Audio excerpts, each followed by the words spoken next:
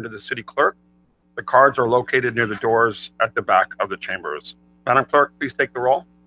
Councilmember Bragg. Present. Councilmember Spriggs. Here. Councilmember Patton. Here. Mayor Pro Tem West. Here. Mayor Dedina. Here.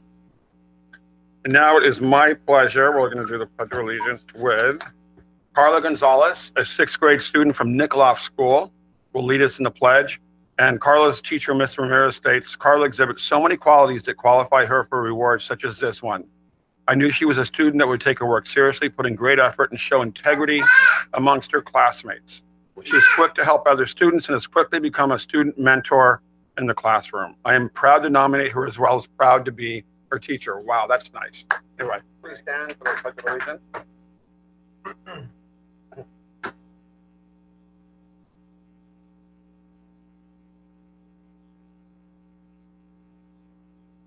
Pledge allegiance to the flag of the United States of America, to the republic for which it stands, one nation, under God, indivisible, with liberty and justice for all. Thank you so much. You guys don't have to hang out. It's a very long meeting. We're doing all kinds of super cool stuff, but yeah. I hope it's not a very long meeting. Any agenda changes? Yes, Mayor, we are asking that we remove item 2.4, the emergency declaration, from the consent agenda for discussion.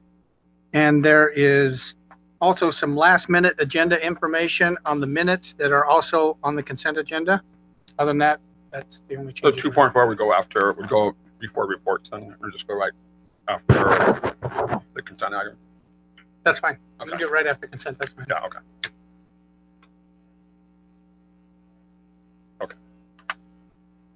Do I do a motion to support that? Second. Please vote.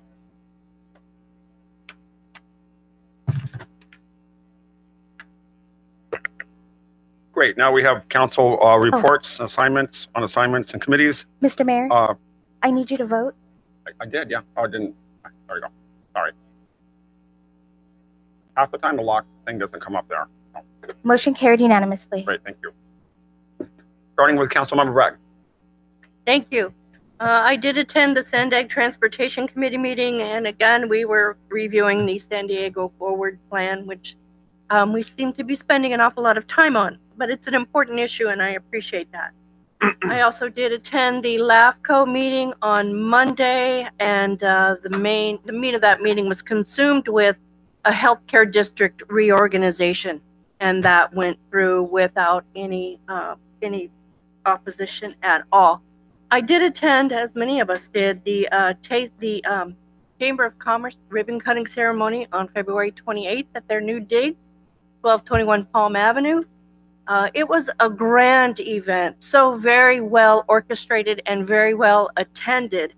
You know, the Chamber is our ambassador. It's our ambassador for our business community, and it's the liaison between not only our residents, but our visitors as well. So my hat's always off to the Chamber of Commerce. They did a fabulous job.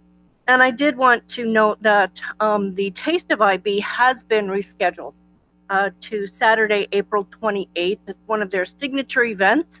Tickets will be on sale. If you have never attended that event, please put it on your calendar. It's quite entertaining and quite informative as to just what businesses offer here in the city of Imperial Beach. Thank you. Thank you so much. Councilmember Spriggs. Thank you. Let's see. Indeed, I'd like to echo my colleague's statement. The chamber opening was fabulous, and you all did a great job. You should be proud. You've gotten the building into really good shape. There's still work to be done, but you know, it's nice to see that our chamber has a home going forward, and a great one at that. On the last Thursday, I attended the Metro JPA, where I'm the city's representative on that commission, and basically there was a lot of discussion about ongoing efforts to create a greater San Diego County scheme for creating drinking water out of wastewater. It's the San Diego Pure Water Program. We absolutely have to do it, like Orange County is doing it and lots of other places are doing it, because there just isn't enough reliable source of new water at reasonable cost. So what Metro JPA, which represents all of the participating agencies other than San Diego, it's created as a tool to bargain with, sometimes bump heads with, sometimes collaborate with San Diego to make sure that San Diego, which is the big dog, is not doing things that would increase costs to the ratepayers, the wastewater ratepayers throughout the other cities. So it's it's representing the ratepayers of the cities, for example, at Imperial Beach.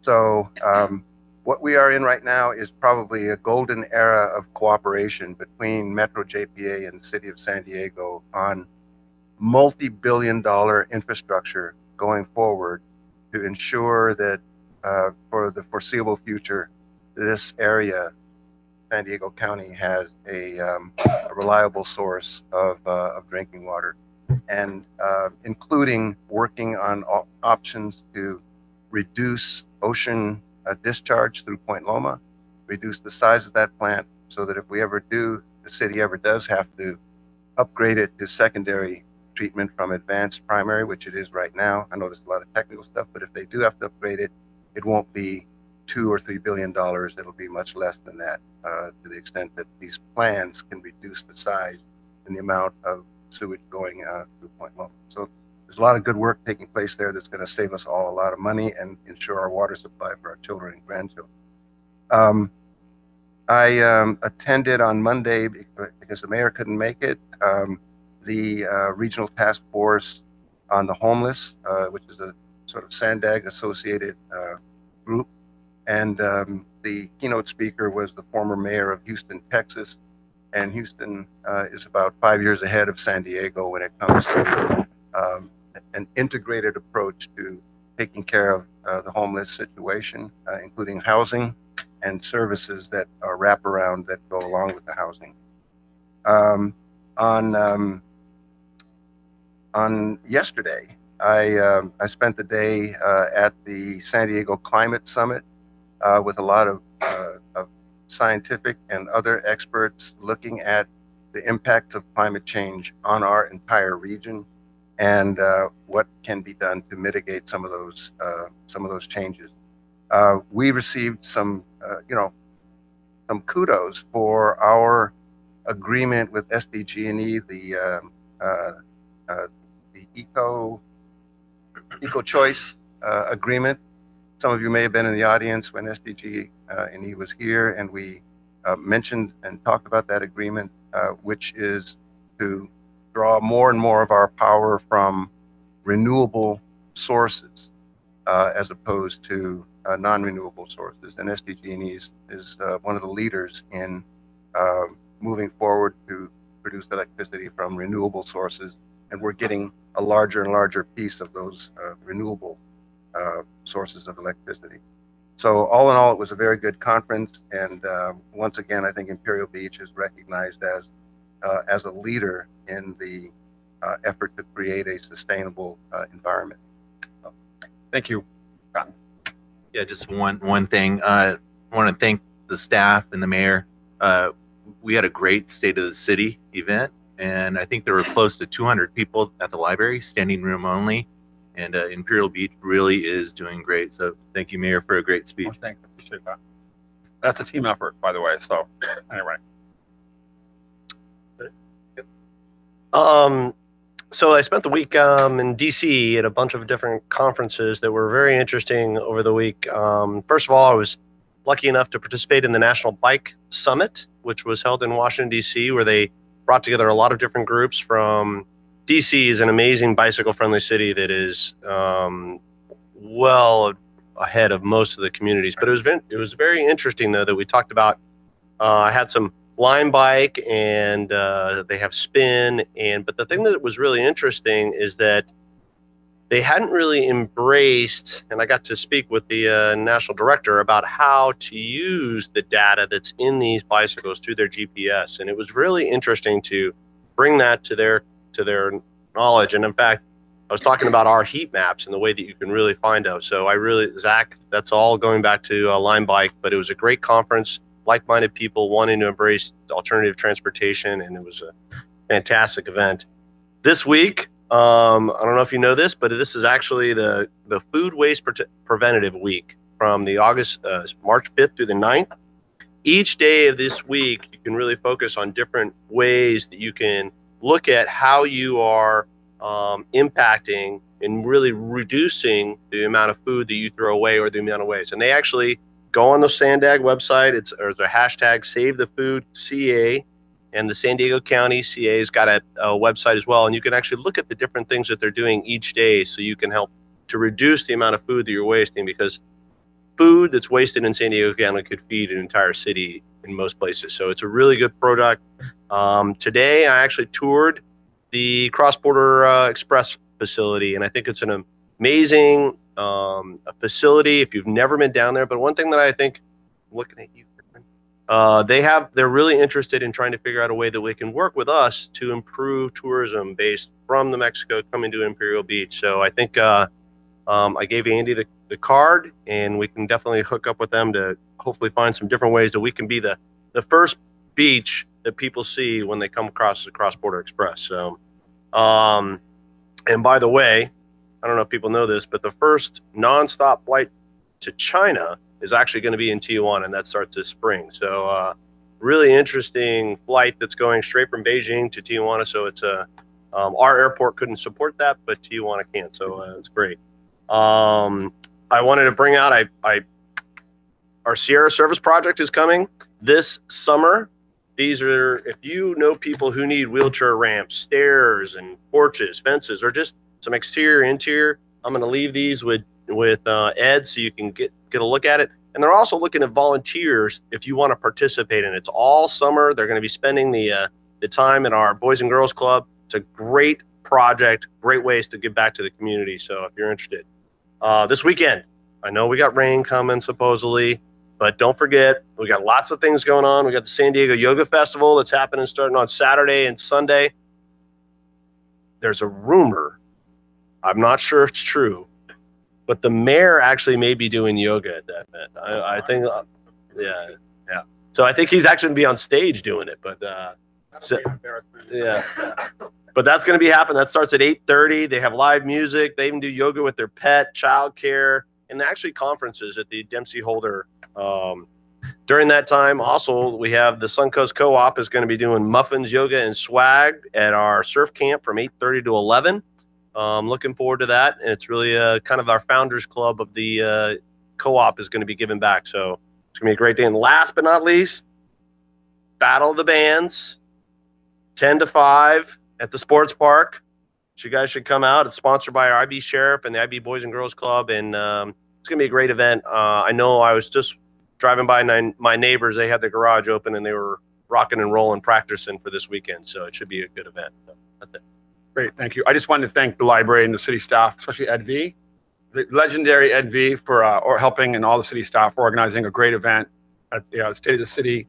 You know, I was at a conference this week, non-city related conference, the Global Wave Conference, and heard from a guy named Guy Kawasaki. He was an early evangelist for Apple Computer, real social media kind of guru, 1.5 million people on Twitter, and he really talked about the idea of telling a powerful story. The story they're telling about IB is a really important one. The city's really turned around, and it's because we all work together. That's the theme of was State of the City, and it's really, really awesome to see the collaborative effort between the community, the city, and our city council, business community, the military, and all our government partners. So anyway, and he said, you can't sell something that isn't gold, and IB is gold. We just tapped into it. It tapped into a deep vein of gold, and that's the spirit of this community, the beauty of our community, and more importantly, our desire to work together. So anyway, good to be inspired, and then you go out in the water with a bunch of folks and get some good waves in what was called the sharkiest spot in California. It was in Santa Cruz. So anyway, but again, thanks to June Engel and the library staff for allowing us to host it. It was a great spot to have a State of the City. That's it. Do you have any? I do. Mayor and Council, on her way up here, I want to introduce our new events coordinator. Her name is Courtney Stevens, and she asked me, she said, do I have an opportunity where I can actually say something into the microphone? And I said, yeah, but keep it short because we have a lot of things on the agenda. So Actually, she did not want to say anything, but I wanted to make sure that you got an opportunity to meet Courtney, and she's going to help us with all the various events that happen in our community. And really appreciate her being a part of this. She can probably give you a little bit about her background, but we just want to make sure you got a chance to put a face with a name, and as with the rest of the community as well. Thank you all for having me. I'm so excited to be here. Is it? It is. It is. Yeah. Can you guys hear me? Yeah. Yeah. Okay. I'm excited to be here. I'm excited for the potential of the opportunity. I just look at this community and it's exciting where you guys are going, looking into the future. And I'm excited to meet with every one of you. I've met with Councilmember Bragg already. So looking forward, I'm excited. My background is in special events, also in communications, and public affairs, and tourism. So kind of putting those all together, I'm really excited for the opportunity. Thank you. We're stoked that you're here. Thank you.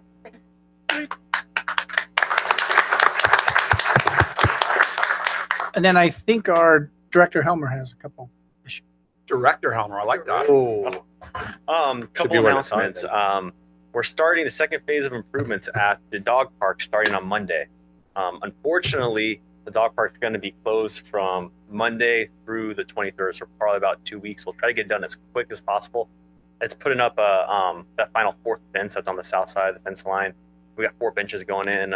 We're starting to. We got to put in a water fountain, but I don't think we're gonna have the plumbing in it for it yet. But there's about 2 weeks of work they'll do there. Hopefully, we'll get it done in a week if we're lucky. It's really exciting. I also want to let you know that starting next week, also Sierra Service Project Mr. West will be volunteering at the sports park or recreation center. We've got 23 college kids going heads out, just improving that place. So thanks for sending them our way. And also, I wanted to share with you, we had a bronze plaque made for Doug on there that came in this week. We're working with the lifeguards to figure out where we could place it appropriately. So I think that's fine.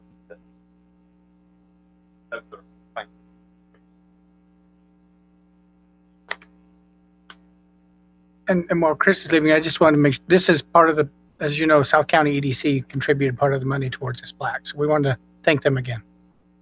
Also, by the way, Imperial Beach is so innovative that we created an environmental and natural resource department that I met with the mayor of Santa Cruz, Dave Terrazas, and their climate coordinator.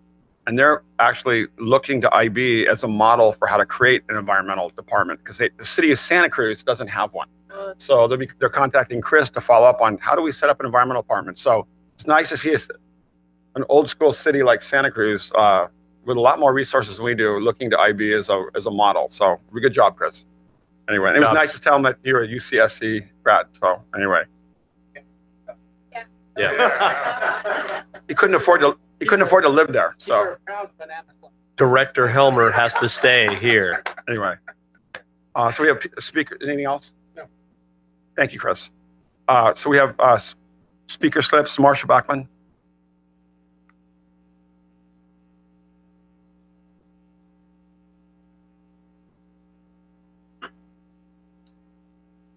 Good evening, Council. Community. My name is Marsha Bachman. I'm here with my husband, and we live here in Imperial Beach with our little tiny puppy, Alfie, on Seacoast. We have a major problem at IB Boulevard and Seacoast, that major four-way stop right there. And I know the sheriffs, we've talked many, many times. Obviously, they cannot be there 24/7. We have a blind person who lives there trying to go with a service dog. We have lots of moms with strollers. We have lots of dog walkers, and just throughout family taking a walk on a really nice day. Okay, people don't just do your California roll; they blow through it. Literally, I've seen it. I live there.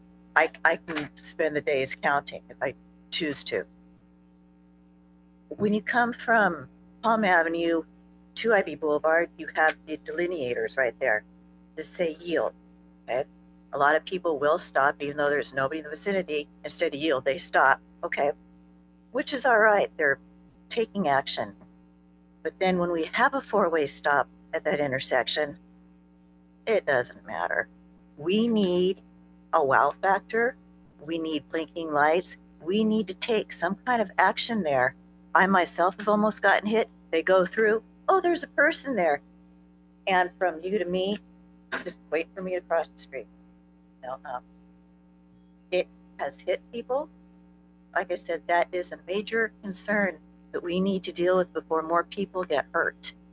And I am talking from personal experience, and being I live there, I watch it.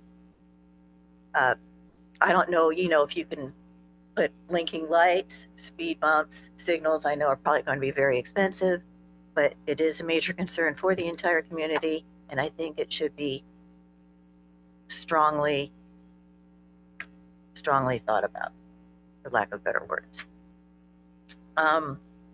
Another thing I'd like to mention I know you have is- like 4 things or 5 more things on your list. So just No, you guys have a actually- minute left, less than a minute left.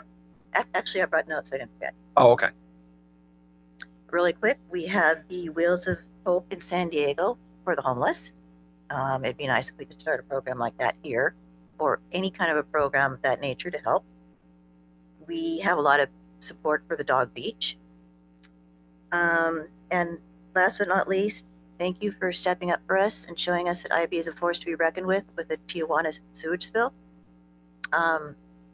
We might be small, but we're mighty. And again, thank you. Thank you, Appreciate Marcia. I that. appreciate it. I just wanted to make sure you got all your stuff in. Good. Dante Pamintuan.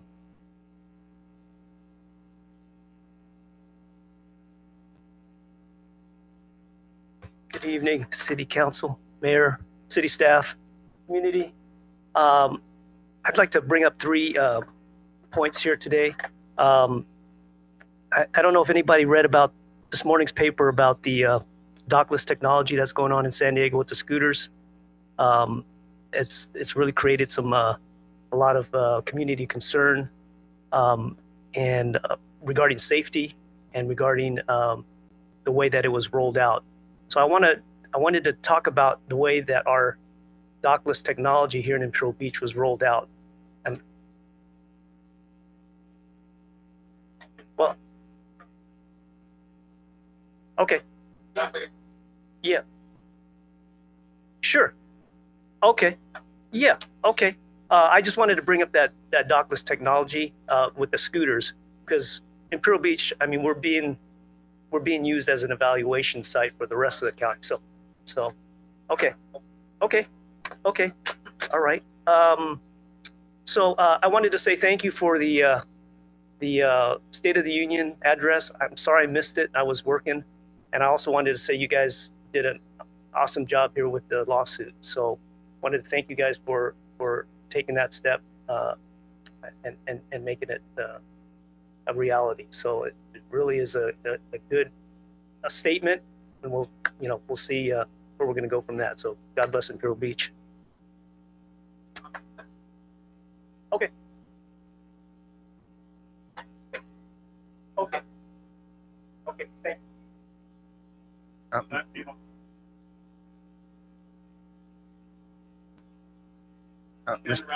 you. I know you have.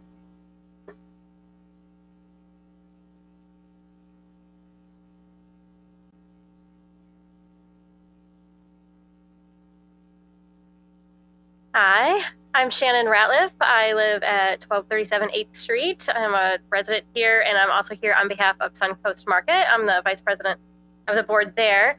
So I'll keep it quick. I just want to give everybody an update. So you're going to hear me here often, but I'll always be brief. I just wanted to let you know, for anyone that doesn't know what our co-op is, it's a grassroots organization here where community members are coming together, pooling their resources, and becoming owners of a co-op to open a natural grocery store here in the city limits. So we've had a lot of steam. We're at over 120 owners already, and we've just begun. So we're pretty excited about that. So we're going to celebrate this weekend at Camp Surf by having a breakfast, smoothies, a muffin baking competition for adults and kids, yoga, and give everyone a really good overview of what we're doing and answer any questions anyone might have. So a lot of people are wondering if we're a private organization or if there's an outsider coming in trying to open a store, or if we're a Ponzi scheme. Actually, that came up. None of that is actually true. We are just regular old community members trying to do something really awesome for town. So if you're interested, I have flyers here for anybody that wants that.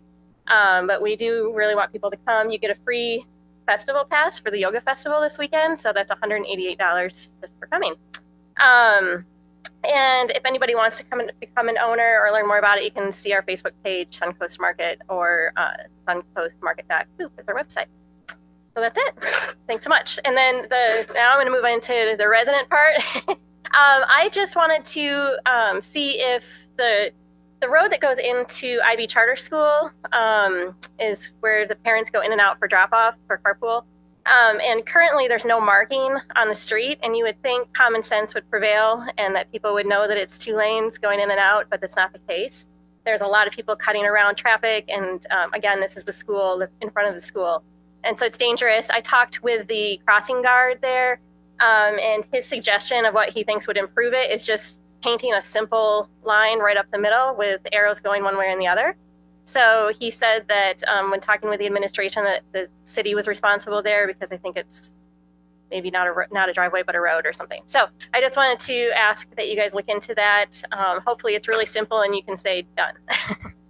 That's it. Thanks. Great. Nothing else? So I would like to entertain, City Clerk Kelly is going to give a presentation, right? Oh, I'm sorry. Right. I'm done. Right. Okay. I'm sorry. So now we have presentation 1.1, presentation by Robert Smith, San Diego County Director for the Center for Employment Opportunities. Mr. Smith, thank you so much for being here. Thank you. Make sure I turn this on.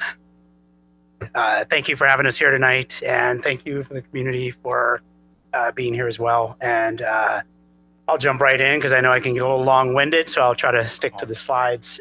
Center for Employment Opportunities was started in the 1970s, and we were a concept out of a think tank to handle the formerly incarcerated individuals that were coming home in New York City.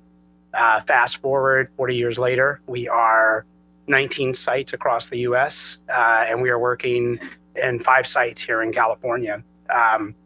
So up top, you see a bit of the data, who we serve, the population, demographics, and education. For anyone interested, this information is also on our website at ceoworks.org. So you're more than welcome to go there and peruse through all of the data points. I'd like to move to the next one. There we go. So, we hear a lot about what works with this population. If many of us have either worked with formerly incarcerated, no formerly incarcerated individuals, we know at a national level, it's a serious crisis. 500,000 people a year are coming home. The national average of recidivism is around 68%. So that means a lot of people are cycling in and out. For California, we have about 130,000 people that are incarcerated. Of those, coming back to San Diego County, we have about 9,000 a year from the state level. And then currently at the county level in detention, you have about another 5,000. So those individuals are coming home. The burden is that about 68% of them are going to go back. So Center for Employment Opportunities, we really focus on the idea of getting folks out, giving them immediate employment, and making them productive members of society. For the city of IB, for how this actually pertains to you, is that our folks, they are looking for opportunities to engage with the community, to give back to the community. And recently, we were able to partner with you guys and offer our services for free. Our participants came out, and I think in total, we've had about 400 man hours that we've given back to the city of Imperial Beach with some cleanup projects. Again, around the data, we're happy to sit when we have more time to talk about kind of our process and all of the data points. But the point I'd like to make about that is that we have a random control study that we underwent for a duration of 3 years and came back with a 22% reduction in recidivism. So for San Diego County, that's a huge cost savings and people not going back to jail, people staying out, earning. Since we've been in business in 2011, we've paid over $1.5 million in wages directly to participants. and all of those all that's taxable income. So if you're ever interested to know how many of those were Imperial Beach residents, please stop by my office and we'll dig that data out for you. So some of the more heartstring stuff of what we do, the thing that most inmates say are the reason they get back are formerly incarcerated individuals. How do they get back into the system? It's because they can't find jobs. They can't find a way to stay out and sustain themselves. Like I said, CEO, we employ them immediately. Today we're at Donovan. We had a class of about 20 people. Of that, 19 of them we know will leave Donovan and start working for us within 3 days of that exit. Right. So we're reducing that risk and increasing public safety by putting those folks to work. So here's a class. We can either have people going back in the system or we can meet their reentry needs. And that's what CEO is doing. There's a recent class that we had of folks that come through our job readiness program. As you can see, they've got their ties on, ready to go for job interviews if there's any employers in the room. This is the community cleanup job that we did here in Imperial Beach. Actually, this was right next to the Public Works building. We wanted to make sure that we were close enough that you could actually see the good work that we did. So that took us about a week to get through. Yeah, you're welcome. You're welcome. This is our team, our staff appreciation day. Interestingly enough, this was, we took a couple of pictures at one of the restaurants here. I took a team out for some coffee that day, and they really enjoyed it. So we're glad to be down here. There's a before shot. There's after. This is not exactly IB here, but just an example of the work that we do. This is a project where we actually were able to collaborate with San Diego and the city of Chula Vista. There's an area right off of where you come off the highway, off of Palm Avenue. It seemed like kind of this no man's land, but we were able to get that partnership going. And interestingly enough, it brought out community members. I mean, they donated their time, they donated resources to this project. And for us, hopefully in the future, we have a couple of spots down here that we want to adopt. And it's not because we want to hang out by the beach. We really are going to work all day, I promise. There's the after.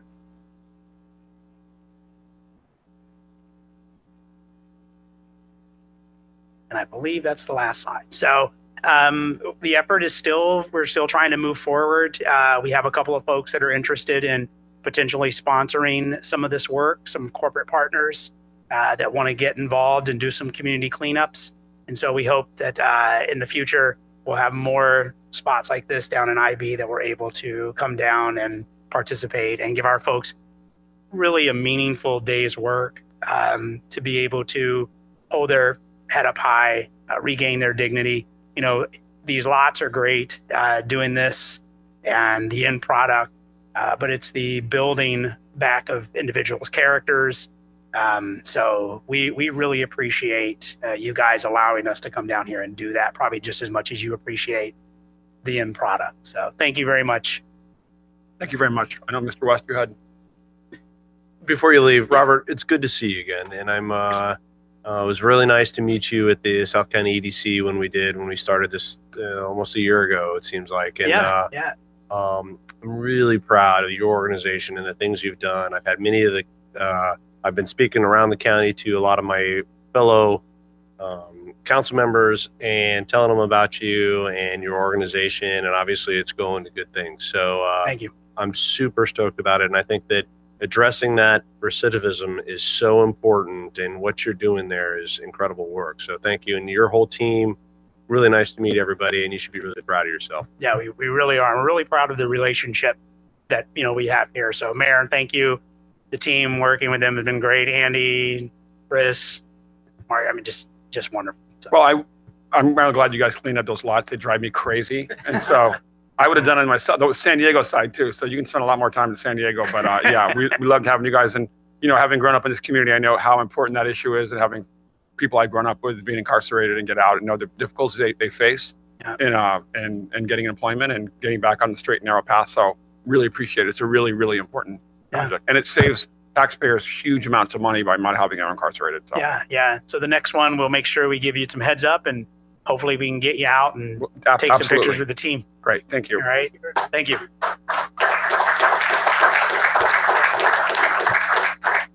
Now we have item 1.2, update on line bike sharing service in Imperial Beach by Zach Bartlett, General Manager, and Zach. How's it Thank you going? for coming again. Hey guys. Cool. So I'm with Line Bike. We have been in IB for 6 months now, so this is our post 6 month presentation. So by the numbers, some of you guys might have seen these slides earlier. Good. Some of you guys might have seen these slides earlier, but just to reiterate, we presented at the 4 month mark, so we've had a little bit of data over the past 2 months to add to this. So we're now at 8,000 riders, which is a significant portion of the residents of IB. So awesome number to see, and over 23,000 trips. So a lot of new stuff's happening. First and foremost, we launched in San Diego. I'm sure you guys have seen that in the news. But with that comes a lot of changes to our business, and changes that are going to be awesome for Imperial Beach. So we've updated. Oh, is it not working? No. Cool. Everyone hear me all right? Yeah. Cool. We've updated our app, so totally new interface. We find that it's a lot more user friendly. It's a lot better for anybody who's new to Line Bike to get involved and figure out how everything works, as well as reap some of the benefits that come with riding.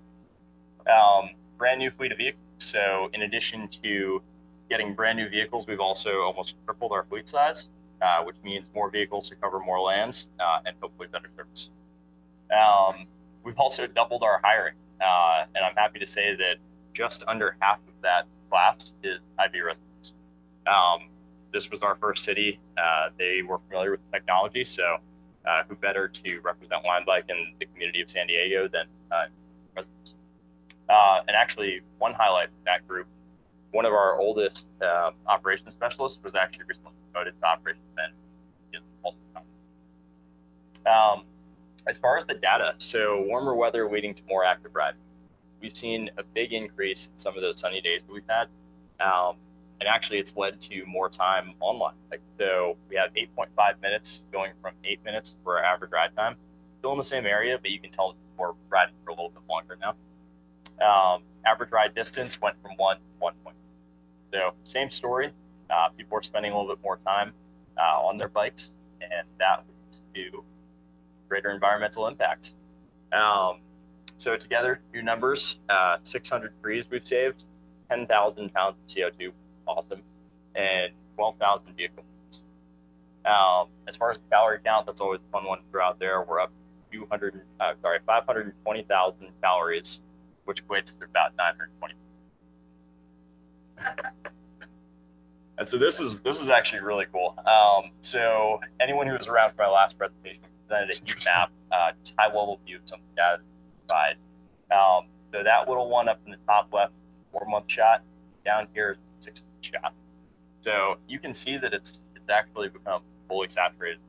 We're seeing increased utilization to the southeast, as well as a little bit to the north, and overall full city coverage. So we love to see it.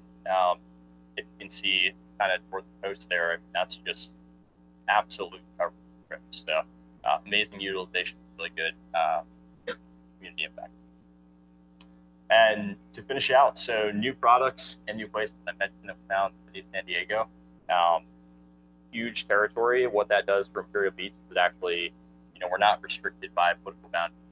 We can actually go into, some of the areas down by the border, all the way to Tijuana. That's now Line Bike property, and we'll have Line Bike.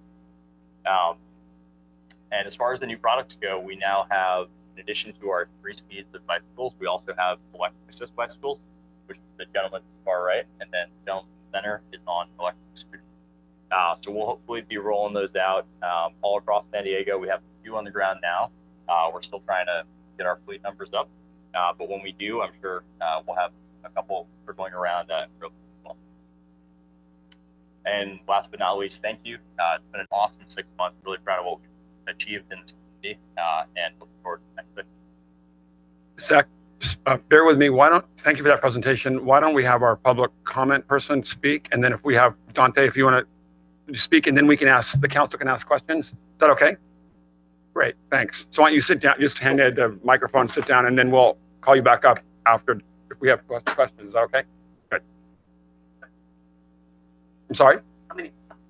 You have 3 minutes. Okay. Yeah, Okay. so that's why I want to make sure you had an opportunity to Okay. focus on that issue. Okay, thank you. You don't have to speak for 3 minutes if you don't want to. Well, I'll try to make it as short as Okay. possible.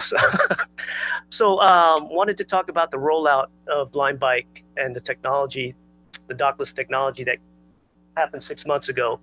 I kind of feel that this was a kind of a biased type of favoritism towards one company and not giving other companies like a docking company that has bikes, an opportunity to also do evaluation there. So I just wanted to bring up the fact that there's a lot of things for the city council to consider here in the future with this dockless technology. Now we've got scooters coming in. And if you got scooters, you got line bikes all over the city here, causes a lot of concerns for residents. So with that, I wanted to present a proposal to the city council about creating a transportation review board so that if anything comes up, do you guys have this? Yeah, okay. I don't want to go over it, completely, but I just wanted to present it to you guys to say that this would be modeled from the design review board to help you guys ease your burden when it comes to decisions from outsiders and special interests coming into you guys and, coming up with these ideas. We need city input. I mean, don't we need city input whenever these kinds of things happen? I think we do. And this kind of transportation review board will help ease the burden for the city council members, just like the design review board, how the design review board approves projects. So the transportation review board would be modeled right after the design review board. Select 5 local residents of Imperial Beach, appointed by the mayor and city council, go through a vetting process, just like an interview. We select the highest qualified candidates with expertise and interest in transportation, logistics, traffic design, insurance, liability, security, safety. It's always safety first. You have 1 chair, 1 vice chair, 3 representatives. Monthly meetings with quorums, recommendations and findings submitted to the city council, and then a stipend. I think if you have a stipend created for the budget, you'll attract really high quality residents committed to their time. When appropriate, invite stakeholders to board meetings to present, discuss, and share ideas with residents of Imperial Beach. These stakeholders could be Port District, the U.S. Navy, Border Patrol, Sheriff's Department, City of San Diego. And then special interests are required to present their ideas to the board prior to the city council for a vote. So I ask that for future agenda items, if you can make a motion to table the proposal, to discuss it, see if you guys want to add or delete items, and address any changes to the proposal. Thank you. Great. And just for the record, we did go out. We've met with many of the dock bike companies. They couldn't make it work in IB. Believe me, we were begging them to come. Okay. And it was so expensive for them to come here that they decided not to come. They just couldn't make it work. Oh. Well, the Transportation Review Board, I want to share also with the Sandex got that grant available, $30 million in grants for bike pedestrian projects. That's due next week. And then there's the electric scooters. That's going to be an issue. Great. Thank you, Dante. All right, Zach, going to come back up. We have questions. Yeah. Are there any questions for Zach? Why don't we just go down the list? Lori, when you want to start? Thank you. First off, Zach, I would just like to thank you for bringing this opportunity to the citizens of Imperial Beach. And so many of us came from humble beginnings. So to be able to ride a bike without actually having to go out and purchase a bike was huge for a lot of our families. So I really wanted to thank you for that. I also wanted to publicly apologize to you for the damage to some of your property. And that just absolutely broke my heart. That individuals, did whatever they did to some of your bikes. It's heartbreaking. And I don't think they were residents of the city of Imperial Beach. I think they came from somewhere else to do their dirty work. But please accept my apology. When a business comes to town and makes the kind of investment that you have made, we want to see you succeed. And to have that happen must have really hurt you guys too. So I do apologize. Now we're going to get into kind of the meat of my comments, though, and at some point I'm going to switch hats here. But for right now, I'm a council member in the city of Imperial Beach. So some of the things that I have seen, and I know you're very familiar with the term bicycle litter. So I'd like to hear how you overcome that. And I know that some of it, residents, if you see a bike on the ground, pick it up. If you see trash on the ground, you pick it up. So you can do the same with a bike.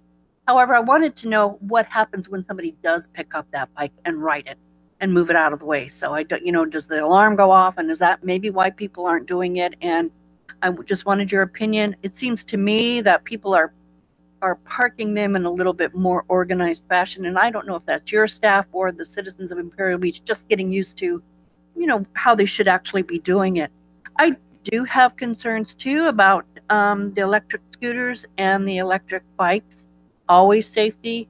Are there speed limits? Can you regulate this? Can you regulate the speed so that somebody's not blazing through town? And I raised those issues along with, and I raised this the last time you were here, is the issue of helmets. And I really did like the last slide of your presentation. Those two bicycle riders on the pier did have helmets on. So I wanted to hear where you were going with that idea too, especially in the light of tourism coming. Same comment I made last time. As a tourist coming here, you may not pack your bicycle helmet. You may have your bike at home and want to enjoy it here, but where's the helmet? So if at some point at certain parts of town, maybe at Bicycle Village, maybe at Pier Plaza, there would be an opportunity to additionally have helmets for rent. And I don't know if you've given any thought to that. And now I'm switching hats. And as the chairman of the Accessibility Committee for MTS, I am hearing some comments about, and you've just moved into the area of San Diego, but MTS really values our trolley platforms. And there have been opportunities where those bikes have been left in such a way that it impedes somebody using a mobility device. And I'm just kind of giving you a heads up that that's something that you are going to strongly want to address. We take access to our trolleys very seriously. And I would hate to see if that wasn't paid attention to, that you might not be able to. And I did speak to our CEO and say, well, how can we mitigate that? So you may want to talk to MTS about where how can you accommodate better where maybe your staff is parking those, and being on top of it that if there are bikes left in the roadway or the bikeway, walkway of, like I said, for people with disabilities and their mobility devices.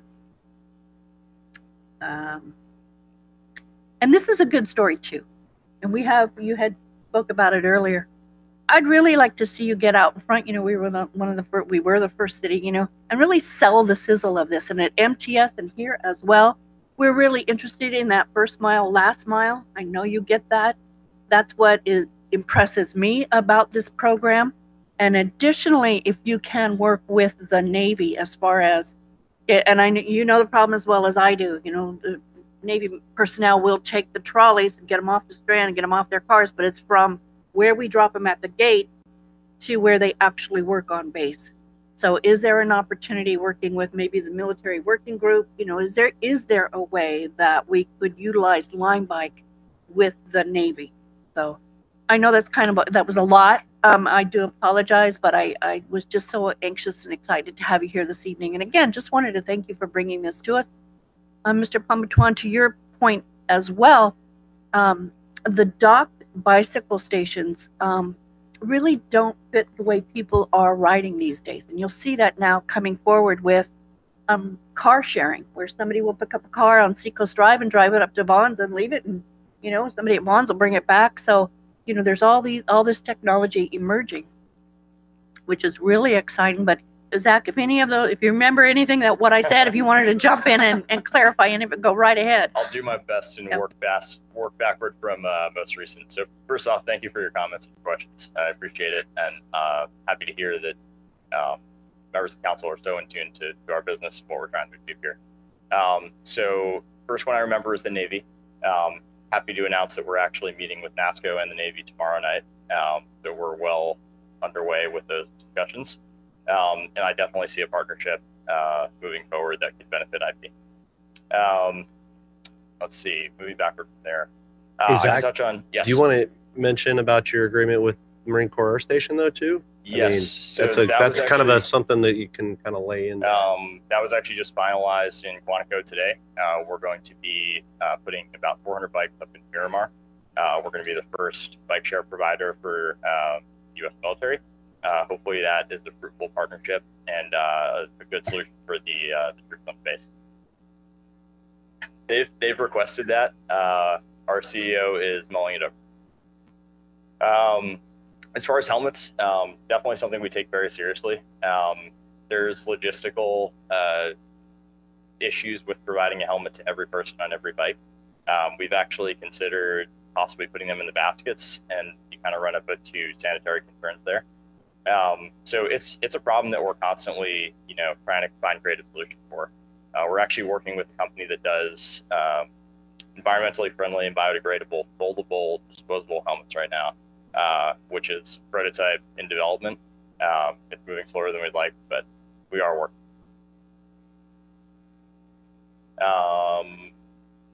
Sorry, the other ones escaped me. MTS, ADA.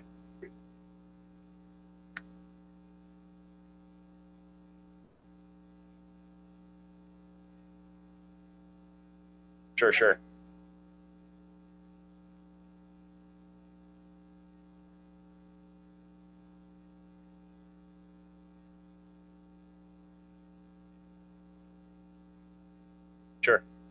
So speaking to MTS first, I work very closely with Georgette on the issue of how to work Lime Bike into city transportation. It's a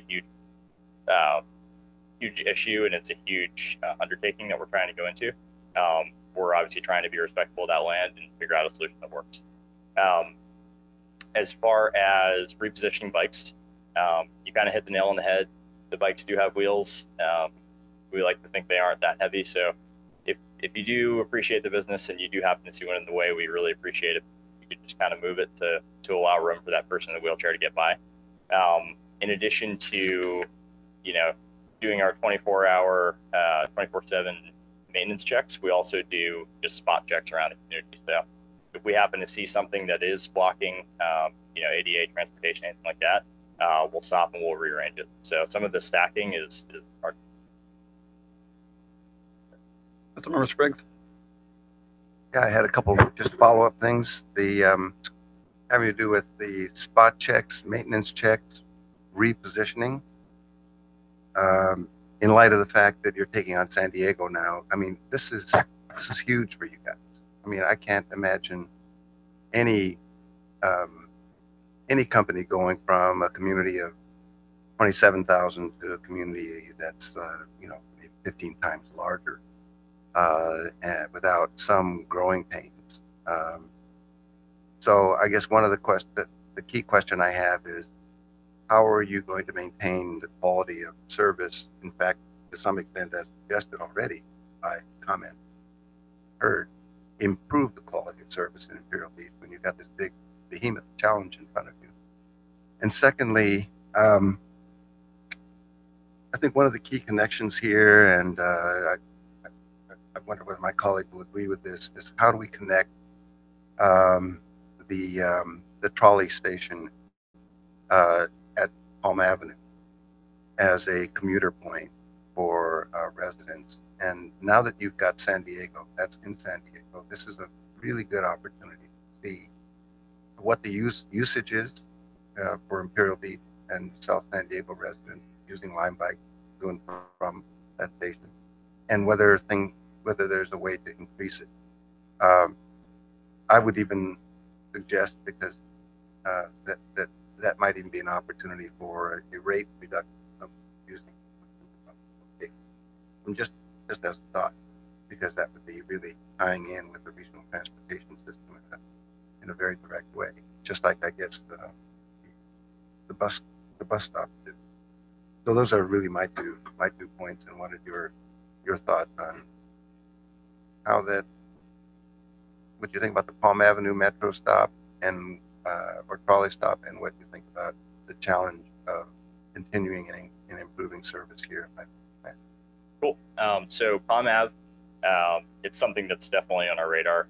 The story that we've been able to tell in National City between the metro stops and the naval base, as well as the community, has been amazing. So it's something that we understand has high utilization, and it fits into our story. So it's an area we'll be focused on. Right now, we're just waiting on inventory to come across, and when we have it, you'll see bikes there. As far as how to scale into a city as large as San Diego, the answer is slowly. We want to maintain our current territories and our current cities as best as we can. The way we do that is by assigning territory managers. Each person is responsible for a zone, for lack of a better word. And as we grow into a larger area, we expand those zones, add new headcount. Well, again, thank you for the great you guys are doing.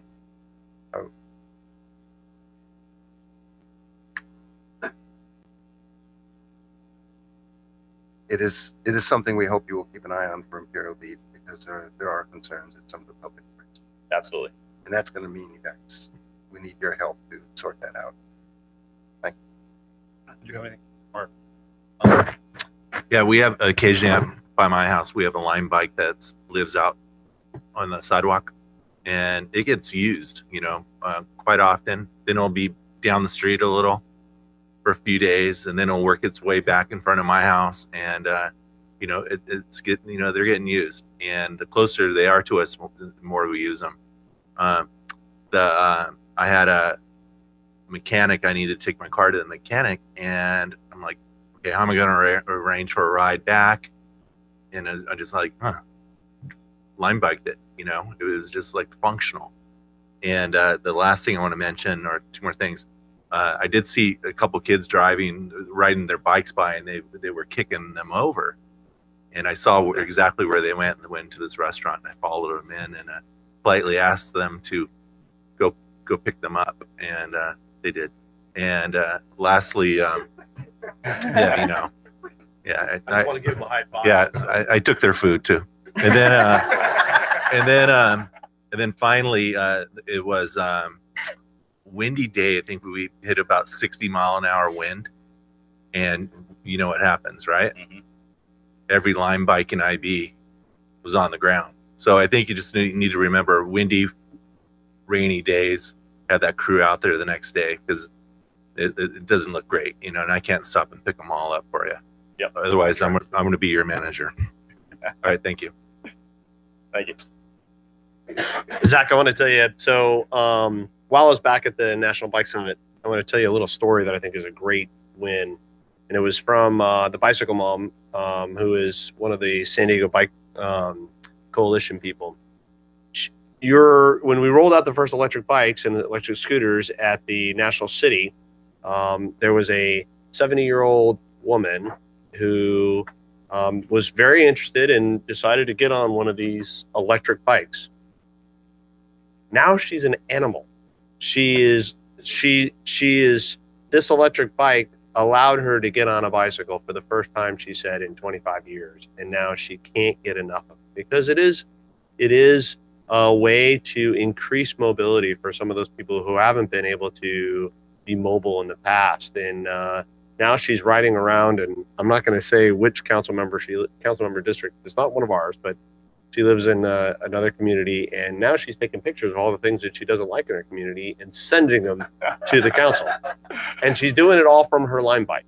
And this is a 70-year-old grandma who is just loving the opportunity that this line bike provides. So I think the electric bike is a game changer that can make more people able to ride bikes and really get around. And the best way you can really see your community and be a part of your community is on these bikes. So I think those electric bikes are really great. And I want to answer something for you there, Dante. So I know that Ed and I met with the San Diego Bike Coalition about the $180 million grants, and we are definitely looking for things that are part of ways to tap into that money. And I think it was 2 months ago when we talked about that. So there's a lot about education in there, and that's one of the big things that doesn't get spent. So that was one of the things that I wanted to look at. So bicycling is great, and I also wanted you to know some of the dock bikes, the ones that were rolled out in San Diego's regretting that a lot now. They entered into some agreements with them that are kind of hampering a lot of the line bike and a lot of the dockless bike situations. So those dock bikes are definitely different. They're made for a person who's coming in out of town to do some longer rides. This is addressing a different issue. It's the last mile. So I think there's a difference between those two bikes as well. So that's what, but I want you to know we did do a lot with the grants as well. I'm very interested. So thanks, Zach.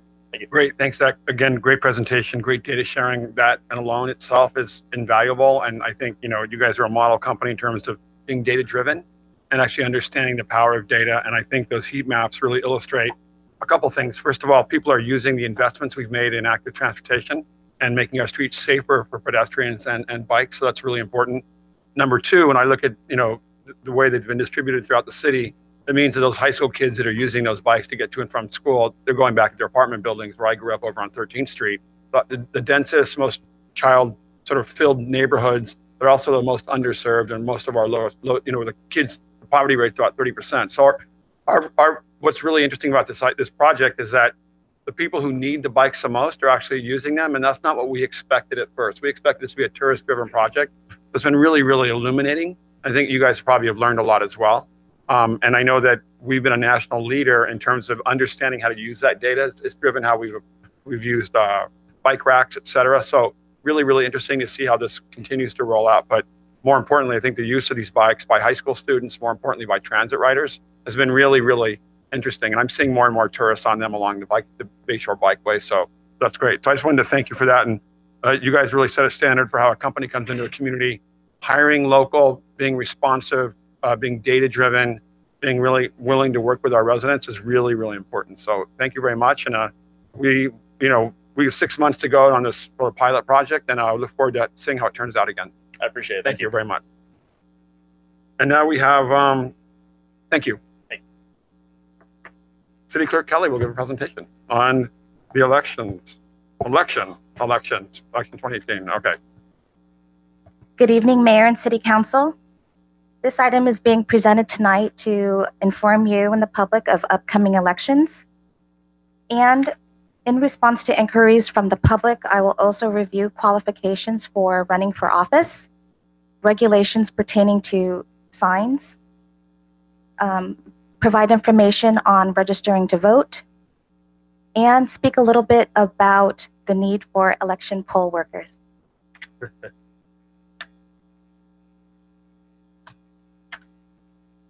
The California statewide primary will be held on June 5th, 2018, and the text of proposed laws are available on the California Secretary of State's website at www.sos.ca.gov.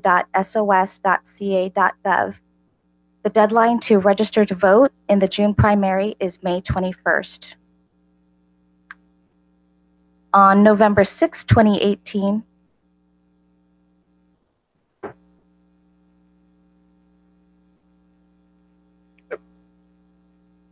okay. Right. Okay, on November 6, 2018, the City of Imperial Beach will conduct a general municipal election for the purpose of electing a mayor and 2 members of the City Council. And in late May or early June, I will return to City Council with several resolutions to address calling the election, consolidating the election, setting regulations for candidate statements, as well as other matters relating to the November election. In order to be eligible to run for office, you must be a registered voter of Imperial Beach at the time nomination papers are issued for his or her candidacy. In order to qualify as a registered voter in Imperial Beach, you must be a U.S. citizen, a resident of Imperial Beach, at least 18 years of age on election day, not in prison or on parole for a felony conviction, and not declared mentally incompetent by court action. The candidate nomination period is July 16 through August 10th, 2018, or August 15th if an incumbent doesn't file. If anyone is interested in running for office, you can contact me, and my contact information is on the city's website. Sign regulations.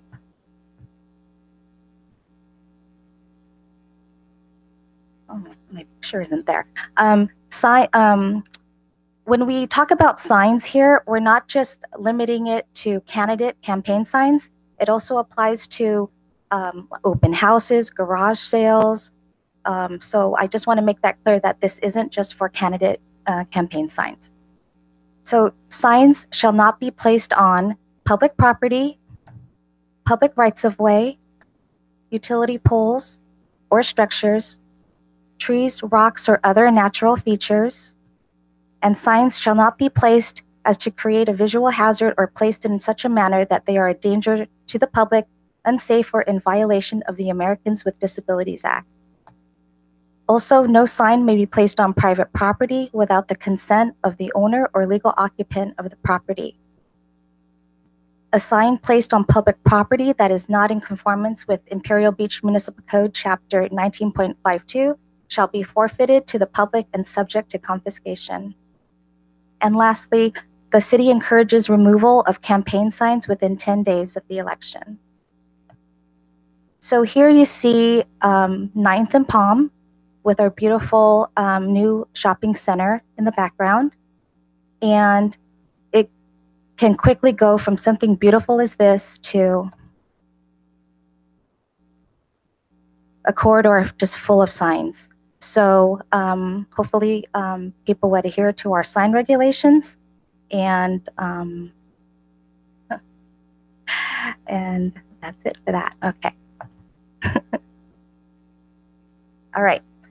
The County Registrar of Voters is responsible for a wide variety of things, but what's important here today is to discuss visiting the sdvote.com website, where you can check your voter registration status, your polling place, your sample ballot, register to get your ballot pamphlet by email, and you can also register to vote online.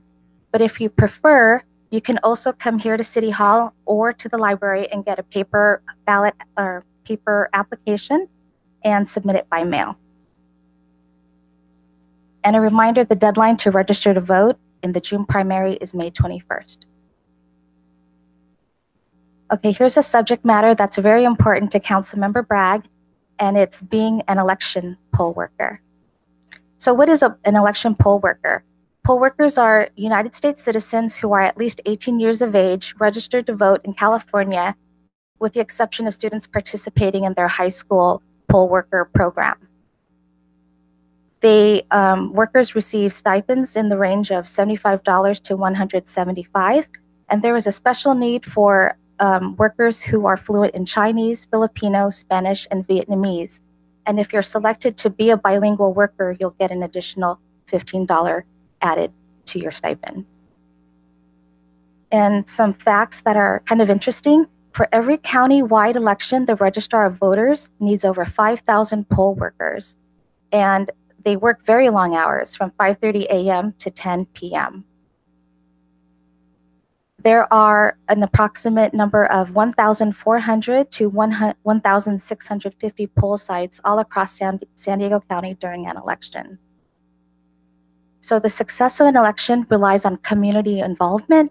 So if you are interested in being a poll worker, you can visit their website, the Registrar of Voters website, sdvote.com, and fill out an online application, or contact them for more information. That's the end of my presentation, and I'm ready to answer any questions.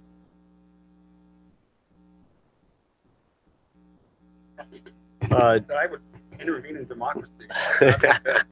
Miss Kelly, great presentation. Always so nicely done. I think it's important that the June 18th primary in California is an election time as well, too, right, Ms. Kelly? I mean, there are races that are highly important to our community that are actually decided in June, and so it's important to vote, not to be involved in all processes, not just in everybody picks on the November timeframe, but we have the sheriff, the tax assessor, the DA. These are major races in our community that are decided in June. So don't forget about those races as well. And that's June 5th. June 5th. Thank you. Appreciate it. And I love the photoshopping. It's awesome. Great job. You did a good job. Ed Vea Oh, Ed V, the legendary. did that for me. Okay. He's our pro. Thank you. All right. So now we get the consent calendar. Before we roll on these, I just want to say for item 2.3, the fireworks, Tim O'Neill and Candy Unger strongly support that that item. They say additional comments. I heart fireworks. I heart fireworks. So anyway, with that, can I get a motion to approve? Mayor, just a reminder, there was some last minute information on item 2.1. Okay. Approve 2.1 to 2.3 and 2.5 to 2.8. Please vote. Thank you. That vote counted? Motion carried unanimously. So with 2.4, it's the resolution continuing the proclamation of a state of local emergency relating to impacts from cross-border pollution in the Tijuana River. I wanted to just update you on, and Baron, we'll let you talk some update on the lawsuit. On Friday, we did obviously a press conference, but a lawsuit was filed against the International Boundary and Water Commission and the Veolia Water for violating the Clean Water Act. I was down in the river valley today, right at the river channel, right near the border, not too far from the yellow line in the river. It's filled with garbage, tires, and sewage. So, it continues unabated. Today, I met with representatives, actually our city staff, and I met with representatives from the North American Development Bank who are trying to help us channel money to fix the system. They pretty much admitted that there is no money when we thought there would be at some point $60 million. They were the NAFTA-created institution to channel money into infrastructure projects on the border. They will be here. Their board will be here in June to tour Imperial Beach and listen to the impacts that we've had. And then they invited me to speak at their board meeting in Ensenada in June as well. So they've been I was on the phone with them 2 weeks ago with their entire executive team, and listening to our concerns about really not what's happening, but we said you really have to press Baja California to take this seriously and stop telling people publicly that there is no problem. And so that's something, it's a political reality. The fact is our city and our residents advocated for funding to fix this problem. And I said very clearly, you need to tell the guys in Baja that it doesn't help us if you're saying that the problem's our fault, that the sewage comes from Point Loma, that the currents only go from north to south, and that there is no problem. That doesn't fix anything. So they were going back down today to meet with the sewage agency, so they were going to take that message back as well. But we had a frank conversation, and I think they might be our only friend that's actually trying to actually help push the people in Baja California to do the right thing. And they've been doing that from the very beginning, but obviously they're not a Mexican government institution. They're an independent bank that helps fund infrastructure projects. So anyway, that's that. Baron, why don't you can give your presentation, and then I had a suggestion for some things that we could do as well, and we can pass the resolution. I'm sorry. No, I give you an update. Baron Partlow, thank you, Council. I'm on the Citizens Forum Board of the International Boundary and Water Commission. That doesn't mean I'm on the board. Baron, just to do Larry a favor, just talk. I was letting them know not to throw tomatoes right now when I say I'm on the board of the IBWC. So, as you all know from Councilman Spriggs's addresses from the bench, that I'm not in an advisory position to the board. I'm not supposed to mention the lawsuit or get politically involved. And I'm here for an update. And I attended a meeting on Thursday, March 1st, at the estuary of the Citizens Forum Board. The majority of that meeting was addressing the border expansion at the border entry, at the port of entry. And the main reason why that was brought up was because International Boundary and Water Commission is also tasked with demarcation of the international boundary, which is affected there. And they have deviated paths going in and out of Mexico now for the construction project, and they will continue to de-water for another 6 weeks during their construction, which will be put in the river, but they will make it super clean status. But we all know that once that water hits the flood control channel, it's contaminated. And I brought up one question there that everybody wants to know. I wanted to know what the plan was and when the deadline was for a plan when the pollution was going to stop coming across the border and stop polluting our beach. And I didn't get an answer. There was no plan and there is no deadline. And I also attended a meeting yesterday with the commissioners from both the Mexican section and the U.S. section of the IBWC and their area staffs respectively in San Diego and Tijuana areas of the International Boundary and Water Commission. And the North American Development Bank is on March 30th going to award funding to somebody for a diagnostic study. And it's going to be in a couple $1 million range, I believe. Commissioner Drusina says that there will be an improvement in water quality, but he says don't expect like a Coors beer commercial in the high Rockies to get pristine water. It's just not going to happen. And another thing is the Mexican section's International Boundary and Water Commission Citizens Forum Board was also there, and they're pretty much of the younger generation, and they're all tech savvy. And one of the things that they brought up, which was a good point, was to make and create an application where the facilitation of the exchange of the flow of information from communities to IBWC respectively can, and with intersectional communication between the two boards, could be effectively executed in better fashion. I know I'm out of time now, and I guess that's about it for all the time I have. Thank you very much. Thanks for the report, Baron. Appreciate that and your service. So with this proclamation, I was with Todd Gloria for Oceans Day, but he asked a couple weeks ago, he asked what more could he do? And what I suggested was that he could ask the Attorney General Becerra of California to join our lawsuit. So Lorena Gonzalez reached out via Twitter and asked us what she could do. I think it was a couple days ago, right?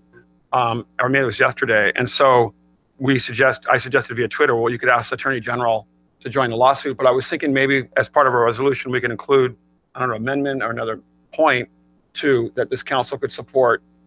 First of all, writing a letter asking the Attorney General of the state of California to join our lawsuit, as well as asking at least our state reps, Todd Gloria and Ben Hueso, as well as, I don't know if we could ask Tony Atkins and then Lorena Gonzalez as well, since they're adjacent, to actually ask the Attorney General to join the lawsuit as well. So I'm going to just open that up and see if there's.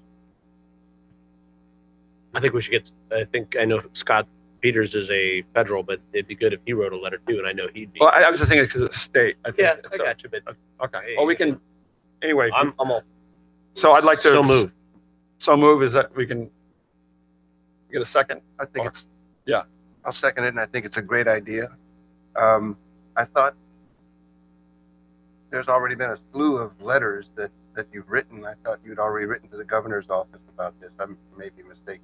Yeah, well, I think we didn't. I don't know if we wrote letters asking them to join the lawsuit. This is asking the Attorney General specifically to join the lawsuit. So that's what, and via our state reps, and as well as writing directly. Let's do it. Okay, good. So you did the motion? Yep. Second. Yeah, as modified, right. Right. We got a second. Yeah, we already. Great. Please vote. Great. Thank you. Appreciate it. Appreciate everyone's leadership. Motion carried unanimously. I now have the longest item title ever. Read it. It's like a Shakespearean tragedy. Okay. Actually, no, it's not a tragedy. It's a good story. Anyway, Adoption of resolution number 2018-7900 of the city approving an agreement by among the city of IB for housing authority. I'm going to leave it there because it'll take a long time. And it's item 5.1.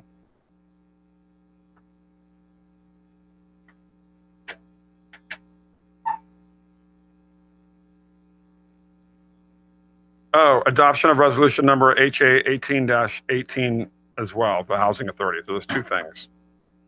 And approving other related actions. So there's three.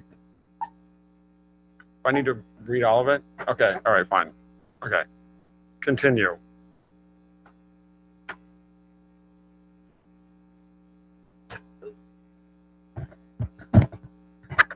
Thank you, Mayor, members of council. Steve Dush, along with me is Kendall Levon, who's our special counsel on all items related to housing and successor agency and housing authority. So this is a project that you've seen before. And so, but it's always good to kind of start with the what and the why. And so the property that we're talking about is located at 495 Palm Avenue. So if you take a look at the screen, Palm here and Fifth here, and the properties that we're looking at is a former commercial building along with a duplex. And so this project started out because our SWIP had identified this location as a location that would be a low point and good to enhance our water quality. So we looked at acquiring this property to do a biofiltration and retention pond. But as we started thinking about this, and as the mayor talked earlier, and telling a story, we're starting to put together some smarter and better ways of looking at doing lots of different things with a single project. So as we started looking at this, we said, hey, you know what, we can eliminate blight and increase safety. This building over here on the corner had been repeatedly broken into and issues associated with that. And the duplex is a structure that could also use some work. So elimination of the blight is also a part of the why. And then we're thinking a little bit more. Well, maybe this could also be an affordable housing and market housing opportunity. Continue the infrastructure enhancement that the community is doing, and then provide a gateway design opportunity to where a biofiltration and retention pond is not just a depression in the earth, but actually is something that's functional and attractive at the same time. So how did we get here? So a while back, actually last year, we went through and allocated general fund resources and acquired the property. Went through a relocation process with the tenants. Went through and secured the site. That's an ongoing process that we continue to do. And then we went through and, as you know, went through the RFP process to select a developer, which we have this evening in the audience, Ginger Hitsky with Hitsky Development. And that brings us to the action items that the mayor had indicated are the longest resolution titles, perhaps in history. And in any event, so what we're asking and presenting before the city council this evening is an exclusive negotiating agreement. And so what that E&A would do is it would allow for staff to enter into a 6-month process and possibly up to extending that 90 days in order to develop a DDA, which is a disposition and development agreement, go through the entitlement process, do the outreach meetings and whatnot in order to create a development. As a part of that, there's also a cooperative agreement for demolition. So so the 2 resolutions, one from the city and one through the housing authority. The cooperation agreement is effectively a loan from the housing authority to the city. And that loan would allow for staff, which we've already started to do, to get bids to demo the property, to raise the site in preparation for development of that site. And so the city would be handling that. And so, again, that's kind of a snapshot summary here. And again, with improved water quality, demolishing the property, executing an exclusive negotiating agreement, and with the objective of creating housing and an opportunity for a great project in the community. And so with that, the staff recommendation is approval of the resolution 2018-7900 as well as approval of resolution HA 1818. And both Kendall and I are here to answer any questions you may have.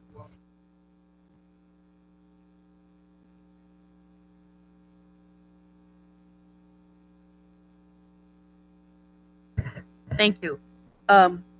First off, Mr. Dush, thank you for your graphics. I mean, they're just right on and love them.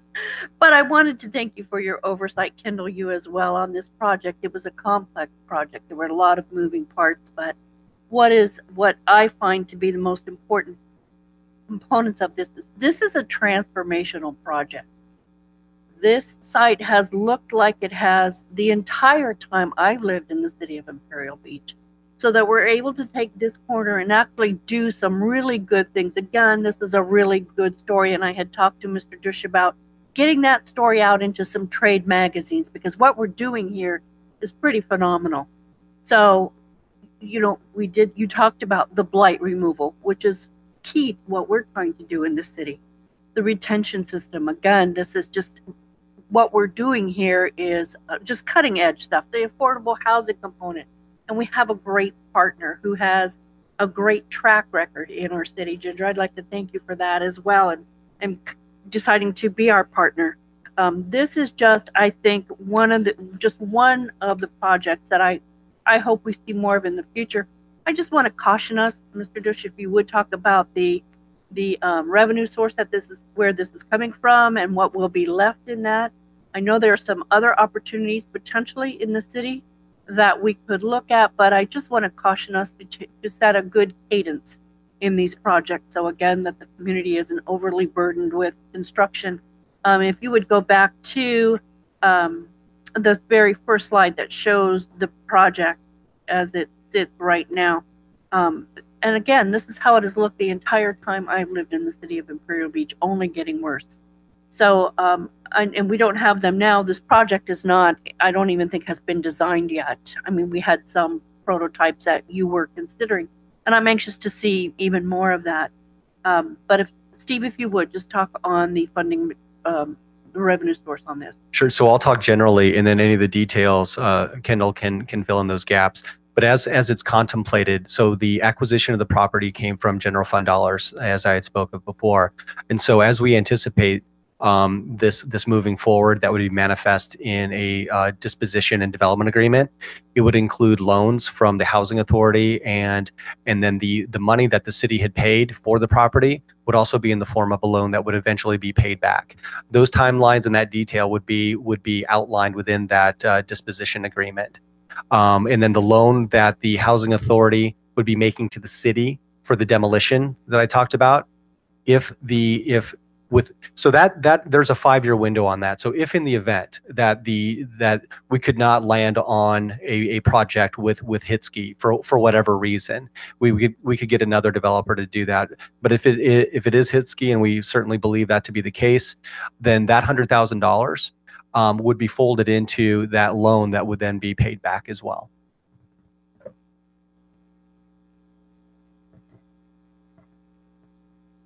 Thanks very much for the presentation, and what a great use of that site, and knowing the work that you've done before, we can only expect great design and a wonderful entree to the western part of Imperial Beach on this corner, which is really going to be a great improvement over what we have now. Also serving providing affordable housing is something that we need in our city, and particularly housing for working people who can't afford and are finding it harder and harder to afford living in Imperial Beach. So I don't know whether this question should go to the sponsor or not, but I know that in your summary in the report, you mentioned the possibility that some of the units could house homeless veterans. And with all the work that many of us are doing on trying to find solutions for the homelessness problem, it's well known that housing alone is not a solution. You need wraparound social services at the same time. So my question would be, even though that's far down the road, what is the thinking about that statement of housing homeless veterans when, you know, there's also going to be a need for wraparound social services, and what thought has been given to that. A completely different question is, I noticed that the demolition, there are reasons for the demolition to take place sooner rather than later, but the city could be stuck with the costs of demolition without a developer if the agreement doesn't go through, and no similar agreement goes through with an alternative developer. So I was just wondering whether the demolition could wait until the agreement is done, and what we would really lose, you know, by doing that. And finally, just confirmation that we're talking about as many as 10 units on this location, and just confirmation about the number of units that are likely to go, and whether that's, I suppose that there'll be 2-story units because of the size of the lot, and to get 10 units on that lot, on those lots, I should say. So the first question about the funding, and you're absolutely right. On page 5 of the report, for those of us who want to follow along in our hymnal here, we've got the applicant had indicated that they do contemplate using federal Department of Affairs funds, and that's one of the reasons why Hitsky was selected through the RFP process, is to look at the various types of funding mechanisms. And this, we see this project as an opportunity to do both. It could use some of those funds. It could tap into, you know, other sorts of funding mechanisms, and some of the more forward-thinking projects like this include not only affordable housing units, but also regular market rate units. You know, lots of studies have shown that when you're mixing those together, because you don't have to have affordable housing units look like they're affordable housing units. And by mixing those different income levels together, you have a very successful project. So those will be some of the things that we would identify, as you'd indicated, as we move forward with the disposition and development agreement, and those funding mechanisms would be identified. That translates actually directly into your third question about the number of units. The number of units, the property zoned R1500, so it could yield 8 units right now. An affordable housing project can exceed that. But based upon the size of the property, the development that would need to be done for the biofiltration or retention, it's contemplated that it wouldn't exceed 10. And so again, that would be that component. As far as the demolition, so there's a couple of things that we'd like to do on that property. I know that our public safety folks, both the sheriff and the fire, have expressed an interest in doing some let's say some exercises on that building and in that building. And so as a part of the analysis that, you know, we would have to do an asbestos abatement sort of analysis, that would be a part of the sort of contract for the demolition. And yes, you're right. If this project with Hitsky doesn't succeed, and if our successes, if our tries in the next 5 years don't succeed, then the cost of abating that, of, you know, demolishing that property, we would have to pay back to the housing authority. So the likelihood of that occurring, I mean, is it possible? Yes. Is it probable? I don't see it as being probable, but there is that risk, and we wanted to, of course, you know, make that aware. But I can say that from just a sort of staff resource perspective, there we spend a fair amount of time making sure that that site is clean, making sure that the site is secure, and so it is important to make sure that that site kind of gets leveled, if you will, because we do have to go back. I mean, just as recently as last week, we had reports of things going on. We have to go back and make sure that that's not being used for any sort of nefarious activities. That makes sense. And just one quick last thing. Can you conceptually paint the picture of how biofiltration and this project work together? Is the project going to be built on top of a biofiltration facility of some kind? Or, I mean, looking at the ponding there in this picture, just makes you wonder, begs the question, how is this going to work? That looks like a pretty good spot where the water is for the biofiltration. Right. But there are, I mean, we've met with their engineering team a couple of times. And there's some really interesting ways that you could deal with that. You could see biofiltration happening above the surface. You could also see it, in some sort of a vault below. You could see the buildings cantilevered over. I mean, there's lots of different ways for us to be able to pick up some volume and, again, treat that water and again, be ahead of the game with our SWIP. But the final engineering, of course, hasn't been done. But you feel very sure that the two uses are compatible and that absolutely a solution can be found. Absolutely. Put them both on the same site. Okay, thank you. This is an example of local government and staff work at its best, and the support of the city council. Really innovative stuff. More importantly, really to improve safety in our city.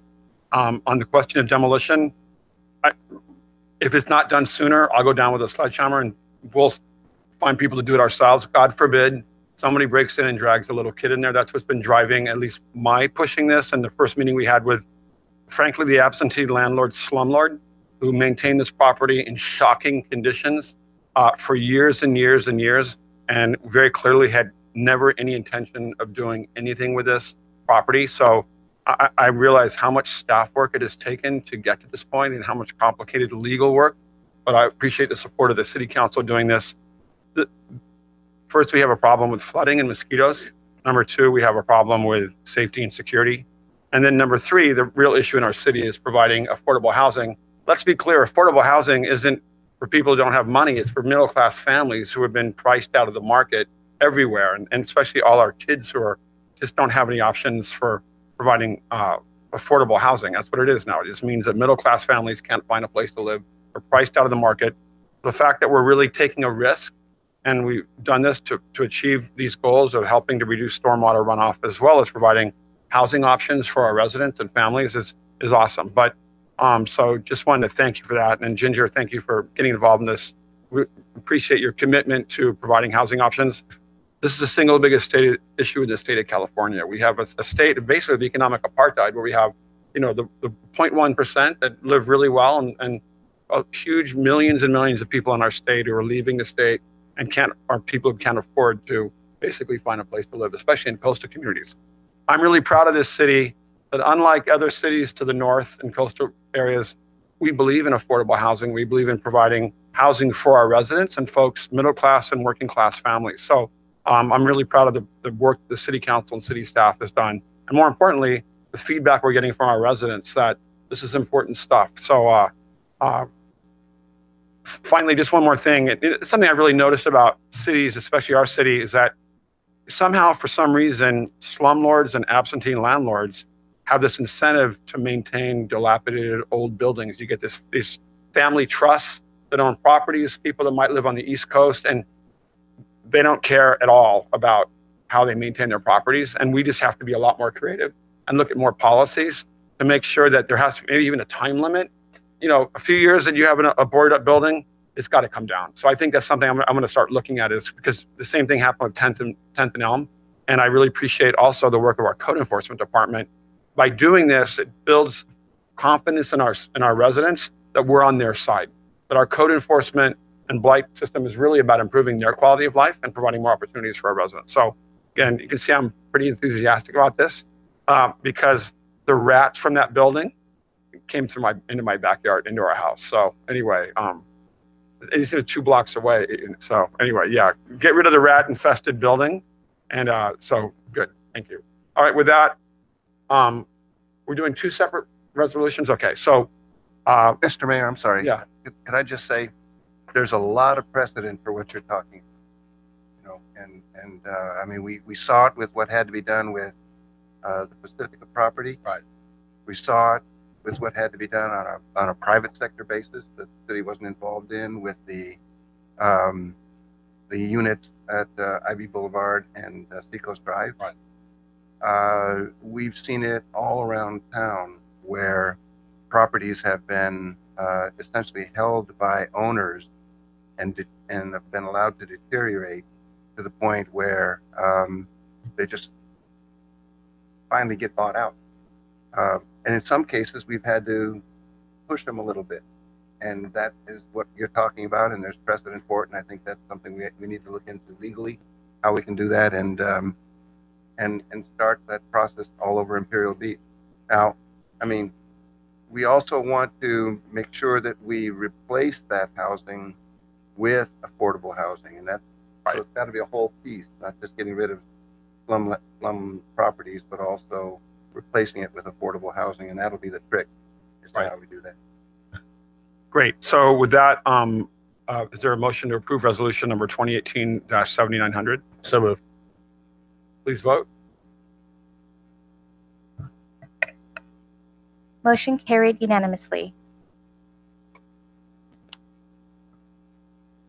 And now the second one, you can bring that screen up. Or adoption, is there a resolution adoption or resolution number 28, number HA-1818? So moved. Please vote.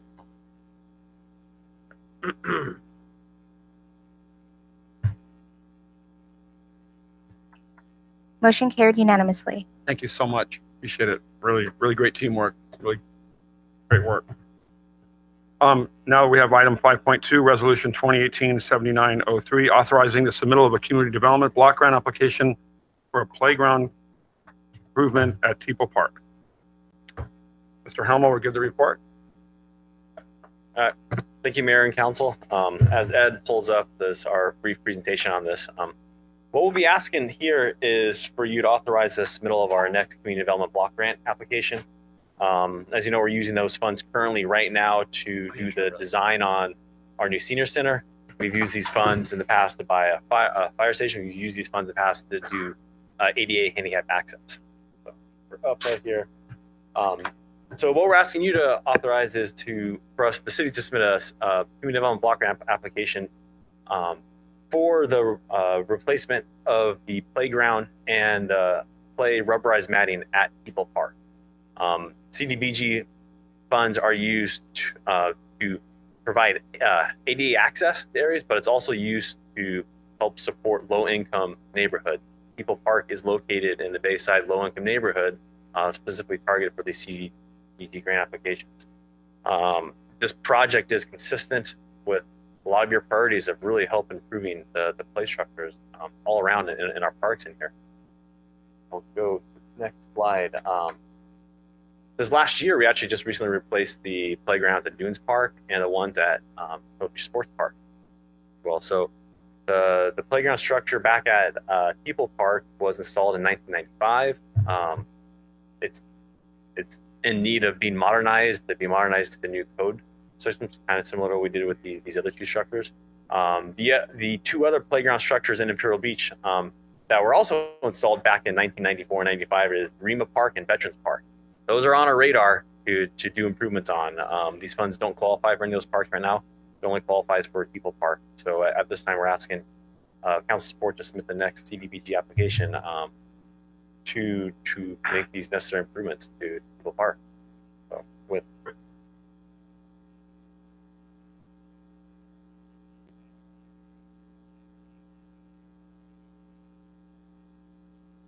Mayor, and if I could point out, Mr. O'Neill is actually the chair of our or on the Parks and Recreation. Appreciate it. And then I'd also want to point out that this authorization will allow us to go work with the Park and Recreation Committee to design what goes in there next, similar to what we did for Sports Park. Thank you. Mr. Helmer, did you put this presentation together with the flamingo at the? Thank you for that. That's a nice touch. I remember when this park was built. And I remember the employee that we named the park for.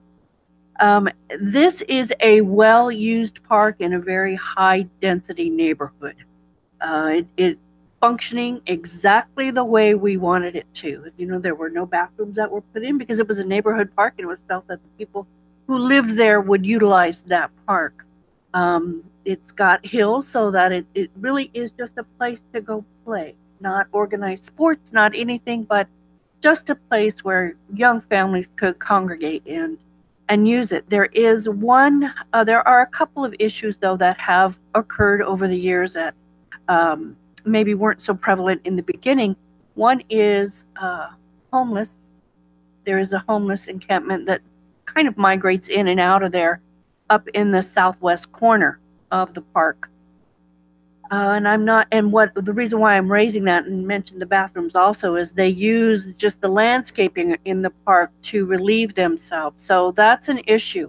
And I know our parks, our Highlands and people who are park maintenance, that's an issue for them as well. And I'm wondering, this is in a dark neighborhood as well. Are there in that, I know we're just replacing the playground equipment and the matting. Any thoughts to adding any additional lighting in maybe that very dark corner, or what are our plans for that? Yeah, Ms. Bragg, you do bring up a good point on that.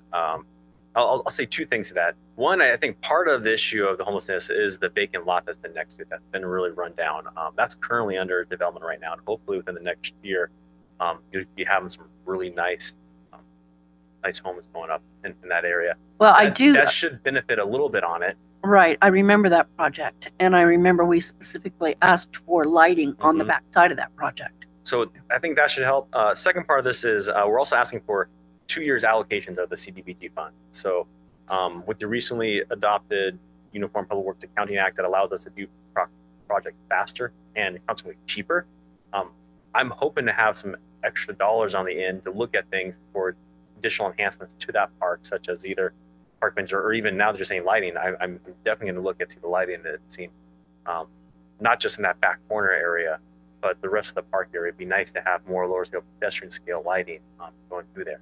So I'll take this back as part of the design when we do this to see, is it feasible to get some electrical out there and not to eventually put up some lights with the saved funds that we're doing on this project. So very good point. A couple things, Director Helmer. So Councilmember Bragg, completely agree. And when we did we've done the 2 years now of the Rose Steeple Clean Cities Initiative Park. That is the residents of that community are very excited to get some new playground equipment. I spent 20 minutes walking with one of the mothers over there who pointed out everything that was wrong and everything that. So I'm very excited that you're doing this. But I think that the lighting issue is a big deal, and it goes to that entire alley. I mean, that alley is you're right, the redevelopment of that area. I mean, when we were over there and we jumped over the fence and pulled out those couches, but that wall down there at the end gets graffitied a lot, and so anything that we can bring in there to bring some more light and is really important. So I think it'd be a great win for the community as well. So we could roll those out at the same time. It'd be great if we could. So I know you may have to do it in 2 levels, but the earlier the better would be great. So. Great, thank you, Mr. Helmer. Great work. So with that, is there a motion to adopt resolution number 2018-7903? Second. Please vote.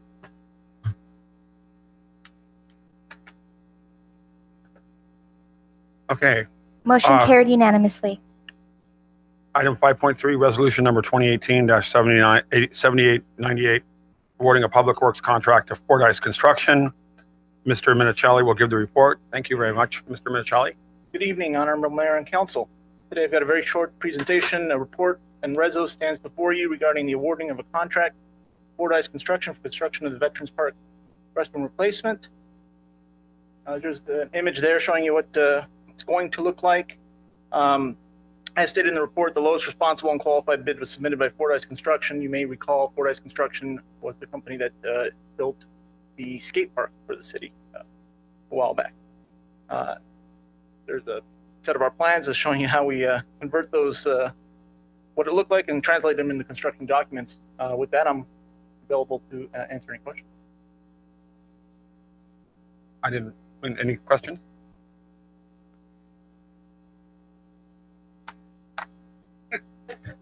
Please do.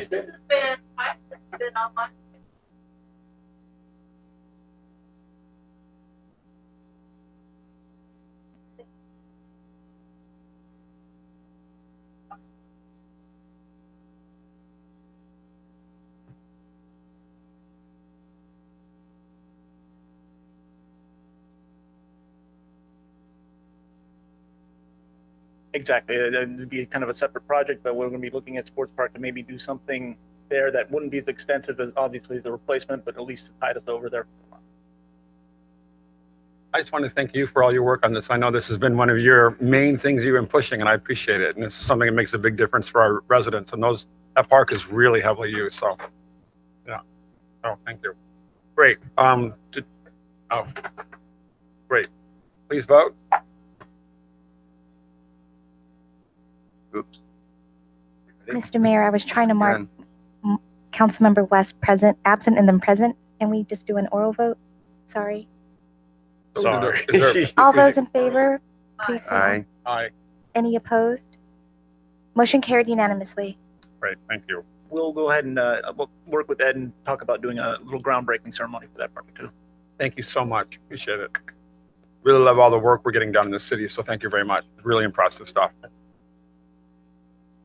Item 5.4, Seacoast Drive lighting video presentation. Mr. Hall will give the report.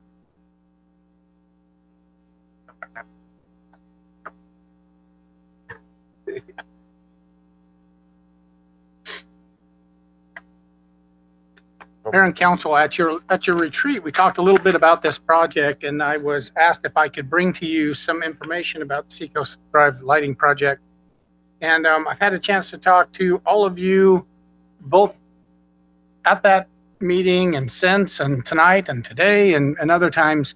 And so the presentation might be a little bit different than you were expecting, but again, I'm trying to respond to some of the things that I'm hearing from all of you.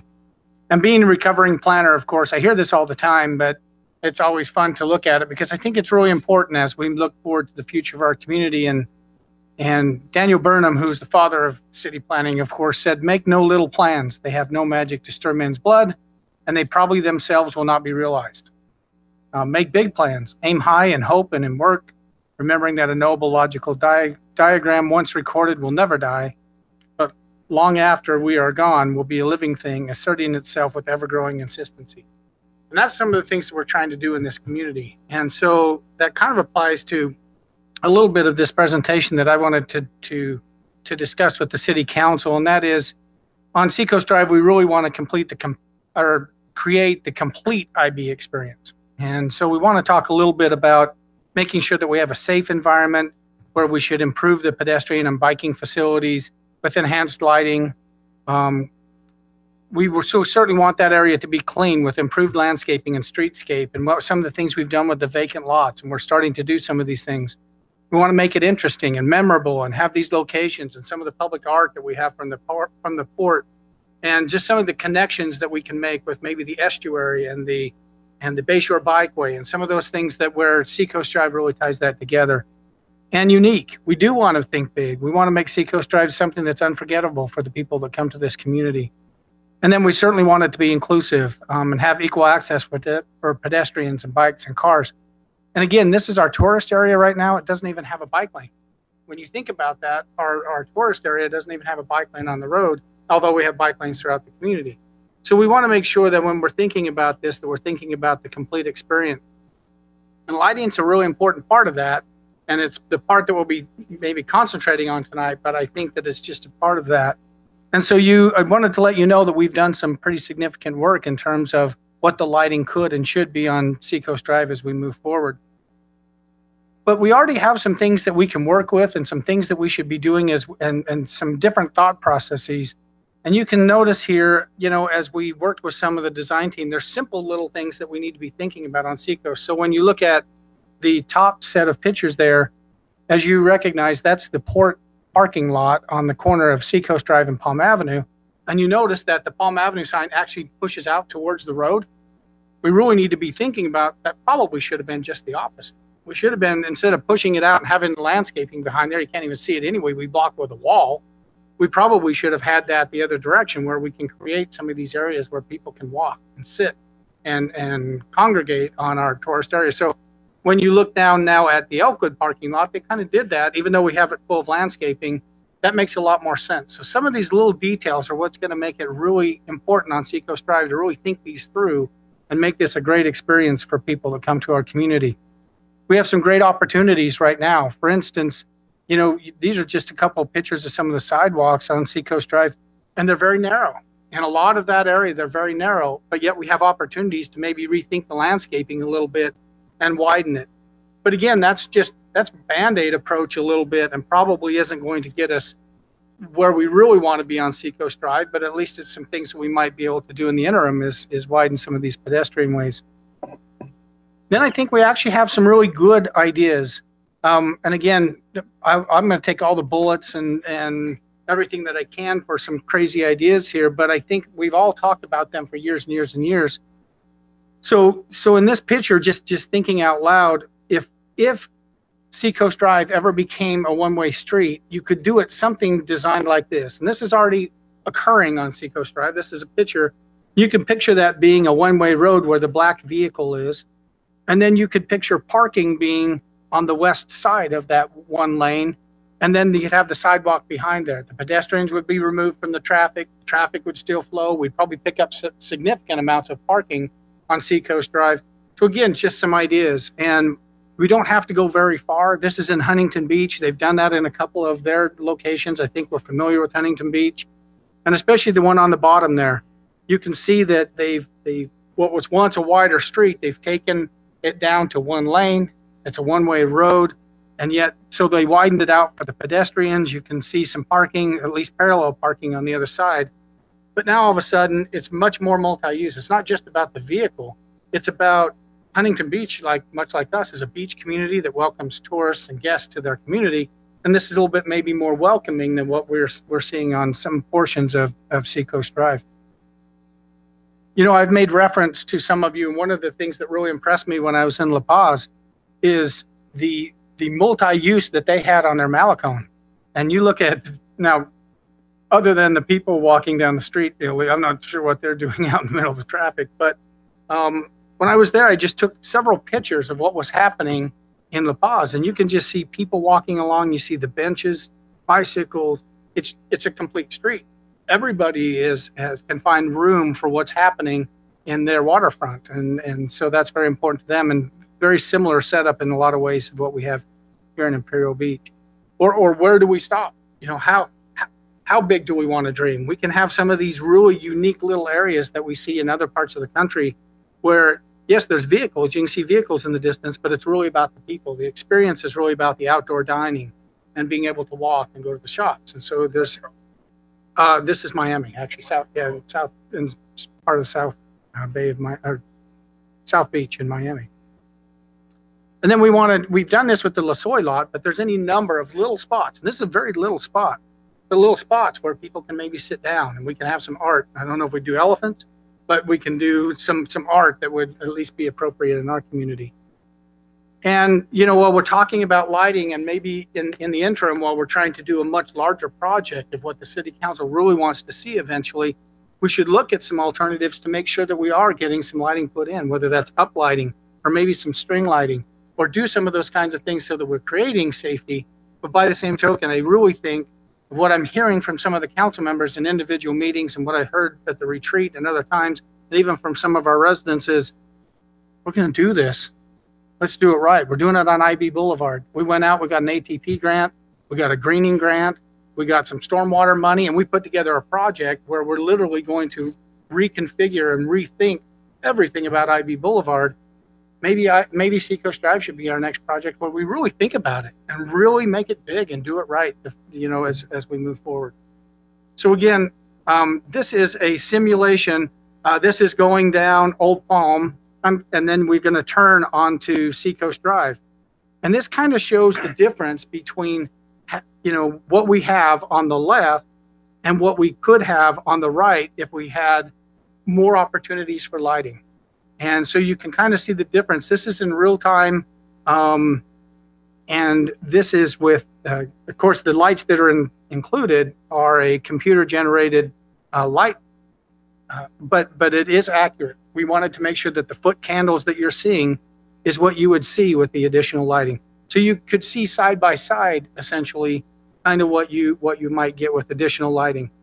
And so you can kind of picture this area if we did have those wider sidewalks and some of those landscape areas and a little bit more room and maybe some additional parking, and really make Seacoast Drive come alive to what I think its potential should probably be. And Jim will notice there that his hotel is already built, so that's good to see. We're coming up on it there. So I think we actually infused some of your designs into this work, so that should look familiar. That's in some ways very similar to what's being proposed there at IB Boulevard and Seacoast. So again, we just wanted to, there's no action tonight, of course, this was talked about in your retreat, but we wanted to maybe get people thinking about what could be and what we might really want to think about on Seacoast Drive and really start to put together the future there. Yep, I don't know how to stop it other than push a button or something. It's better than that was quicker than the little car. Oh, Ed, no, not again, not. So anyway, Mayor and Council, I appreciate you giving me the opportunity to share some of that with you and maybe share some ideas about, you know, a bigger future for Seacoast Drive and really what we want to do as we move forward as a community and as we mature as a community. Great. Just with that, I just have 4 comments or four not speaker slips, but just support cards. Tim O'Neill, Kenny Unger, Bob Miller, and James Newton all support item 5.4. I don't have anybody that there's no I'm sorry. Oh, I'm sorry. Did I? You are right. I'm sorry. Yeah, come on and speak. Sorry.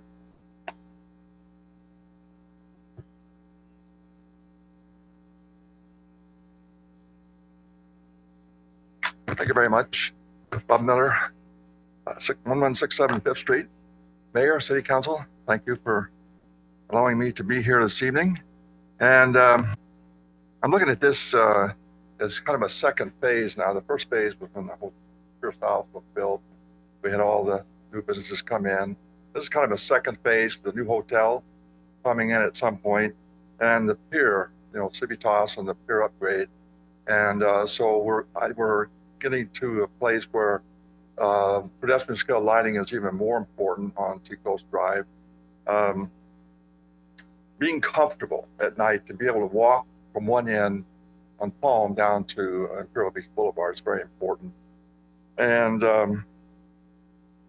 also with new lighting, it's going to create a more lively scene. That's what is just kind of a critical mass. We'll get more, we're going to have more businesses, we're going to have more light, and it's just going to create a more lively scene.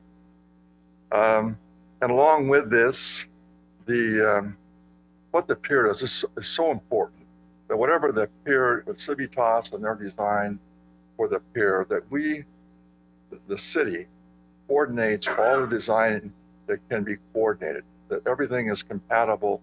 The new stuff on the pier is compatible with whatever we do on Seacoast Drive. That is so important. That's my major thought when we're coming to the second phase, that we really focus on the compatibility, because you have just a great opportunity to come up with the best combination of a business street, a business beach street, and a pier. And you know you have to do it right the first time. So take your time. It's been this way for a long time, so there's no big rush. But whatever you do, make sure it really is, you know, right out there for everybody to see. Thanks very much. Right. Ed Briggs. Well, it's no secret that Bob Miller and I co-chair Seacoasters, and for many years, improvements on Seacoast Drive, including improvements that will make it a more active, welcoming street at night, have been a major priority. And, you know, this is, when you talk to the business people up and down the street, there's unanimity in support of the kind of change that you just saw on the screen that would allow them to have more customers at night, allow them to stay open later.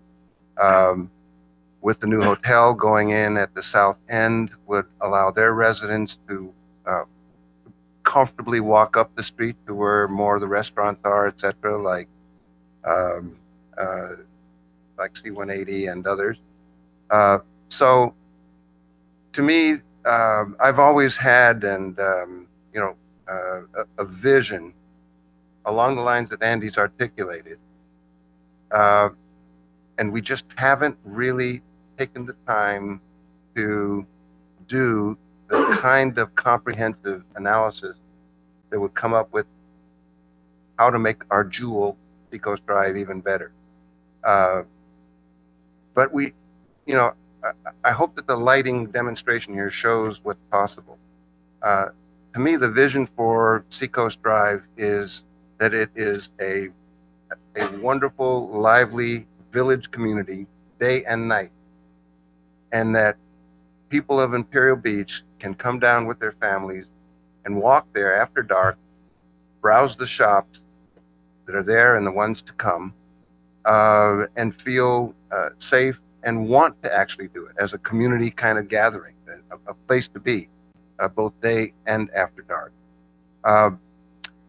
We are also a visitor serving community, and it's really incumbent on us to, now that we've got all this private investment, to think really seriously about the public investment that we need that's going to complement it, and make sure that the hotels and the restaurants have repeat visitors, and that people can come to Imperial Beach and not necessarily to one destination, but come and walk around and see where they want to go to eat, see what they want to do, etc. Right now, that doesn't happen much after dark because it's just not a pedestrian-friendly environment after dark. The sidewalk width is a big problem, but the biggest problem after dark is it's dark. And so I think we need to keep that foremost in our minds and on the front burner. And we're going to have the new IB Resorts Hotel within the next 2.5 to 3 years. We need to actually move this forward so that we get something done. If we're going to redesign the street, we need to move forward with that. We're going to have Test Brewery and a lot of traffic and activity around that. And we want the folks going there to have good lighting so they can go get something to eat up and down the street. There's just so much that we will benefit from if we have a better designed street with better lighting, etc. So I would just urge that we approved unanimously, a concept to do this kind of project back nearly 2 years ago, and that's where we put some money into the reserves for this. I think we need to take the next step now, and whether it's along the lines Andy has suggested or whatever you all think is the right thing to do, but we need to move forward and not sort of let gravity determine the fate of Imperial Beach, of Seacoast Drive, but we need to do that. Finally, we've had several studies looking at this, and there's a lot of material. Andy only showed part of it. I think some of it's been presented to us. I think Naslin did a whole set of designs of possibility, including some overhanging signs, maybe one at 3rd and Palm as you sort of enter the Seacoast Business District, which actually wraps around from Seacoast Drive and up Palm to 3rd. Maybe another one at the other end of Seacoast Drive where IB Boulevard is going to be. We know IB Boulevard is going to be improved, and it's going to be really magnificent, especially the area near near Seacoast Drive.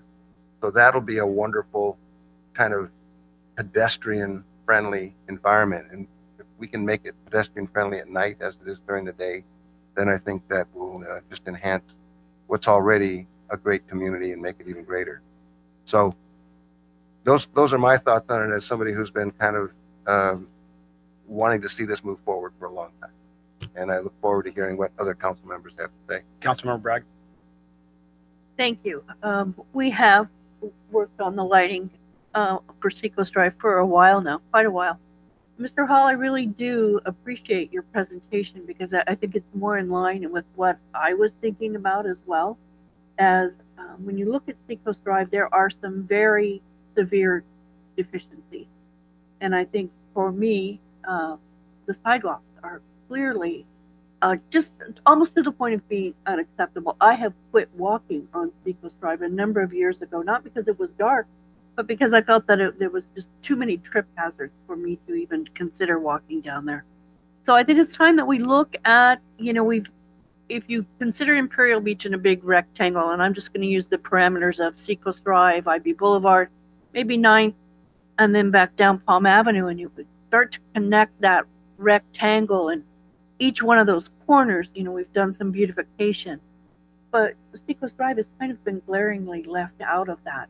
So I think it's time that we do look at a comprehensive study of Seacoast Drive to figure out what is it that we want it to be, and to accommodate our residents. And it's very difficult because on the other side of the street, there's a lot of residential, and a lot of those people have told me, I don't want any more light.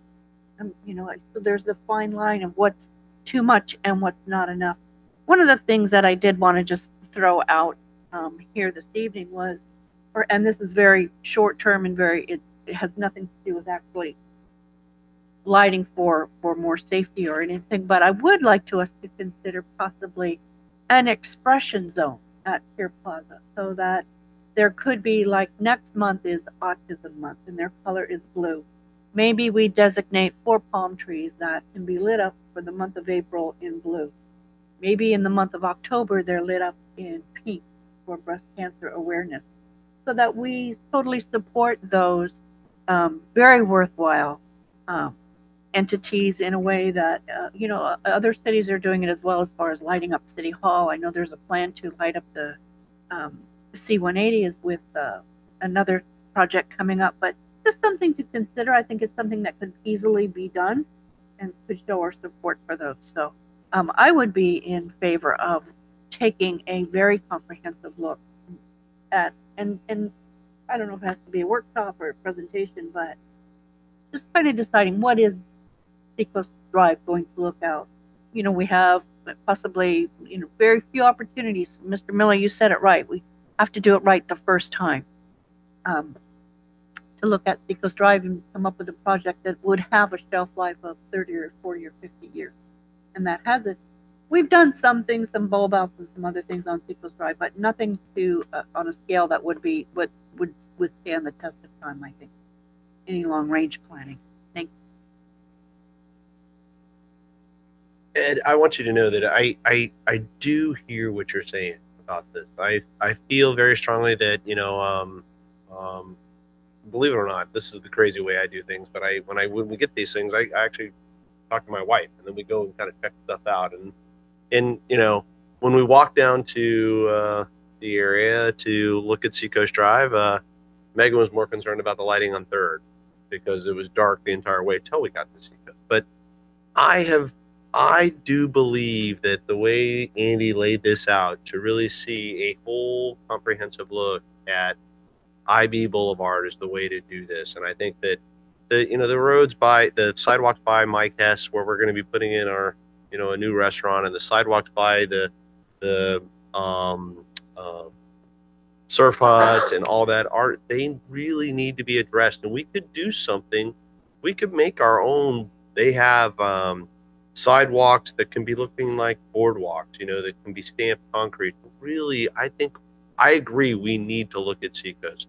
And I agree with what Mr. Miller's saying, but I would say that the best way we can get and improve our business district is to get people out of their cars. We've created a zone where people just drive down the road. Well, you know what? That is shown that actually hurts business, So we need to create an environment that makes people want to walk, and lighting's a portion of it.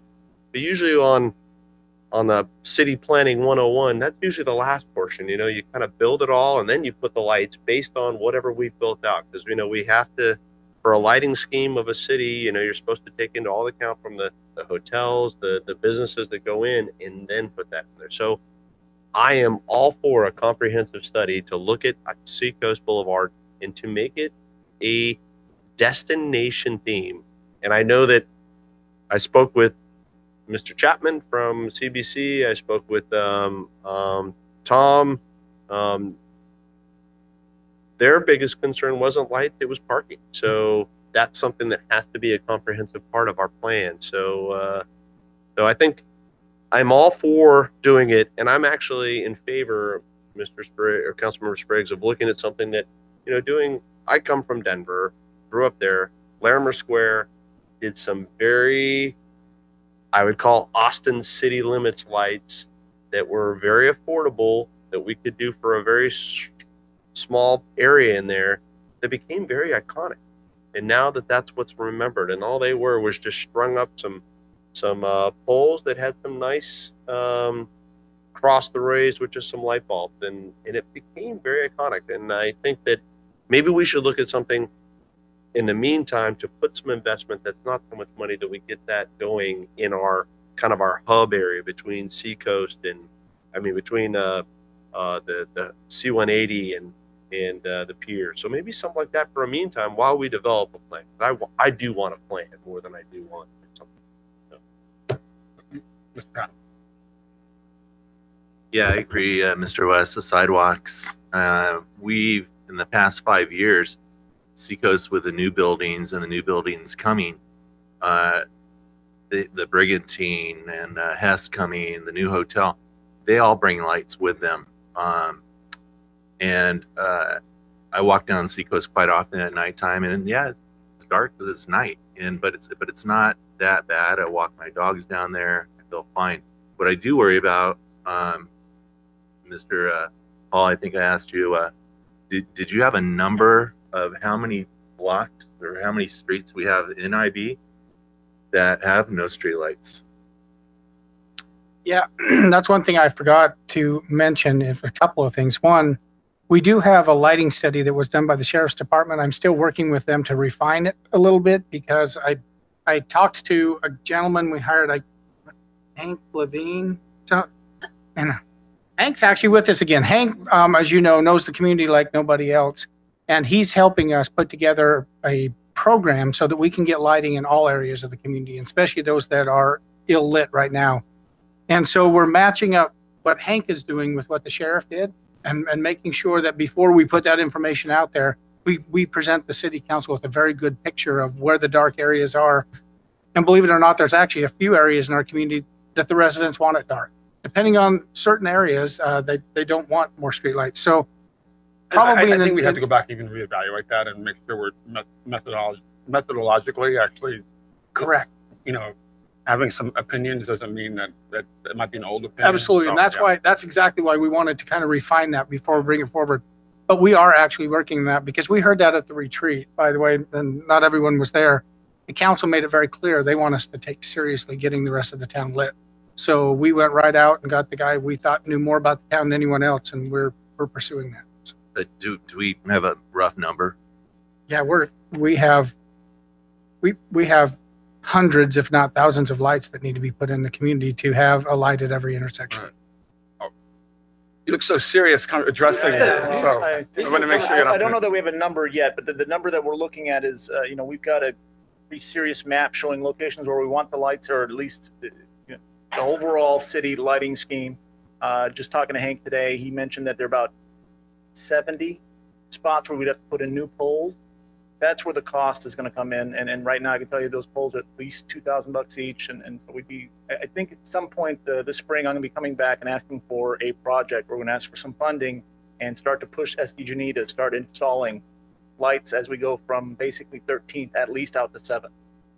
And I should point out, yeah, that there's a mixture of, most of the lights will go on existing poles, but there's some areas where we'll, sounds like 70, we'll have to actually put in additional poles just to have light. Well, when I walk down Seacoast, and Mr. West also alluded to this, when you're on Seacoast, when you look east down pretty much every block, it's completely black. There's no lights. And I know on my block, the street light, we're lucky enough to have one.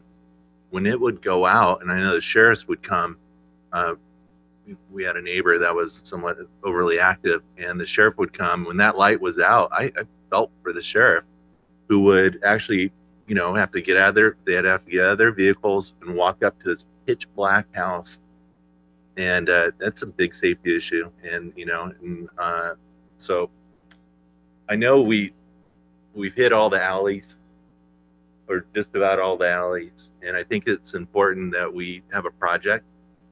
Seacoast is super important to me too. It's walking distance from my house, but I think lighting up our city for all the residents is super important. We have a senior center we're trying to look at. We have a swimming pool we're trying to look at.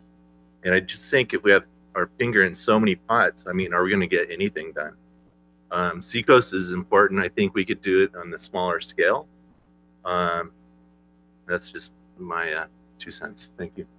Thanks. And so, we're not really making any motions, or we're just discussing. It's a good discussion. Just to remind everyone, we are doing our local coastal plan update, or general plan update. Arguably, the single biggest thing a city can do. In addition, we're planning on improving one of the longest corridors in our city to make it safe for the people who never come to these meetings. And those are kids in our city who have a 30% poverty rate. And that's one of the reasons why we get money for that project is that was it. The only reason Sandag, I think we got money from Sandag, right? In the state, what's the state? Is because child poverty rate in IB is 30%, our poverty rate is 25%, and it's gonna be serving kids in school. So you always have to look at sources of funding. The general plan update, we got Coastal Commission money, we're coming up with some of our own. Right, we've got, and sidewalks. We've got entire swaths of this area, this city without sidewalks. So we need to work on that as well. We've got the Palm Avenue master planning process to work on. And so I think we need to just make sure we're doing a comprehensive approach to looking at all our infrastructure improvements and making sure we're equitably distributing throughout the city. Because I think that's what's happened in the past, as we've gotten stuck on Seacoast and then ignored the rest of the city. So good comments from Marco Lamondre. I think it's Marco Lamondre, right? Of Little Italy Improvement District would argue, and I saw him give a talk to the San Isidro Chamber of Commerce, would argue that the way to approach this, and he's talked to us, we've met with him before, is to really have a Little Italy style property assessment district. So the property owners, his argument is the only way that you can get the resources you need for a commercial district like that is through a property assessment district, not a business improvement district, but you've got to get the property owners there. And, we've got, again, absentee landlords and family trusts that own dilapidated, either empty lots or kind of rundown properties on Seacoast. And it's shocking to me that in a business district, we've got these out-of-town landlords that really don't care about our city, that are sucking in some revenue, but really pay nothing to help improve our city. So we've got to be creative about how we fund this stuff. You're right, for the majority of our residents who don't vote, who are children and families and don't come to these meetings, they want to see us continue to make these improvements throughout the city. So we've got to be smart and strategic and comprehensive about it, but make sure we focus on the things that we've already worked on, and then be strategic and smart about how we come up with some funding. So that's what I'd like to look at, is how we're going to fund this stuff, right? And make sure that we don't overburden our staff with more projects and not finish the ones that we've gotten involved in. I agree with what everybody's saying, but I don't think that it's an either-or situation. Lighting is needed all over the city. Improvements are needed all over the city. But we have to think about, and we've had this discussion, remember, when we talked about our different reserve funds and the purpose of the strategic investment reserve is to, I'm just using that as an analogy to where I'm going in terms of there's different kinds of investment, different kinds of use of funds.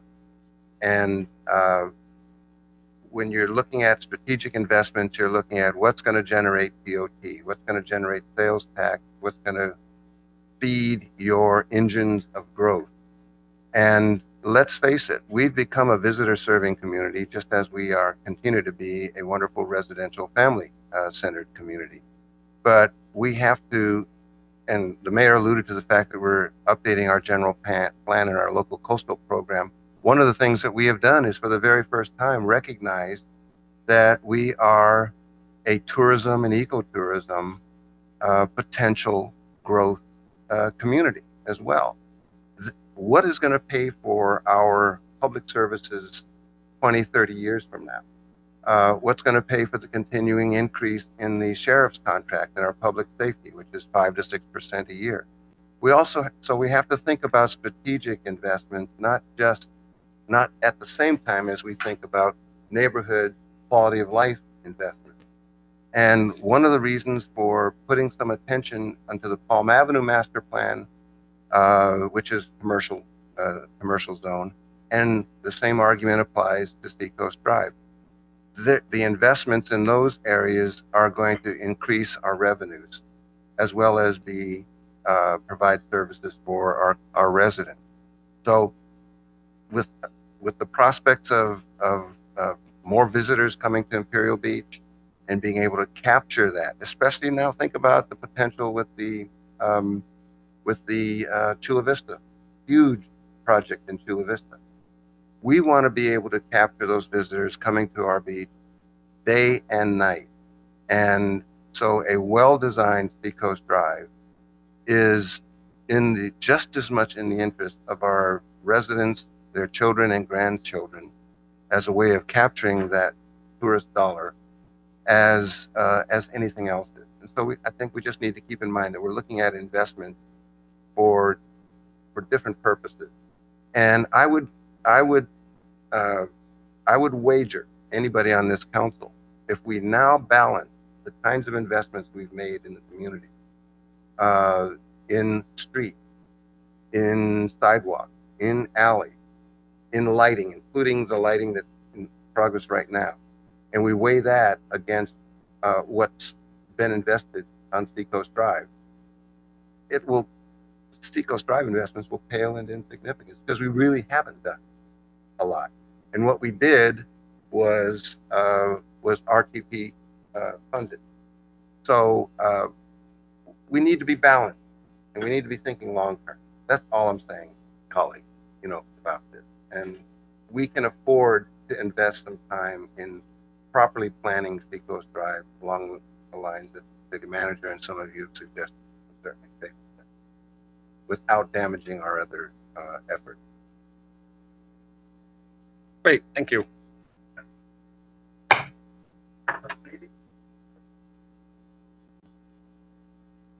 Yes, and that's closed session is going to be the item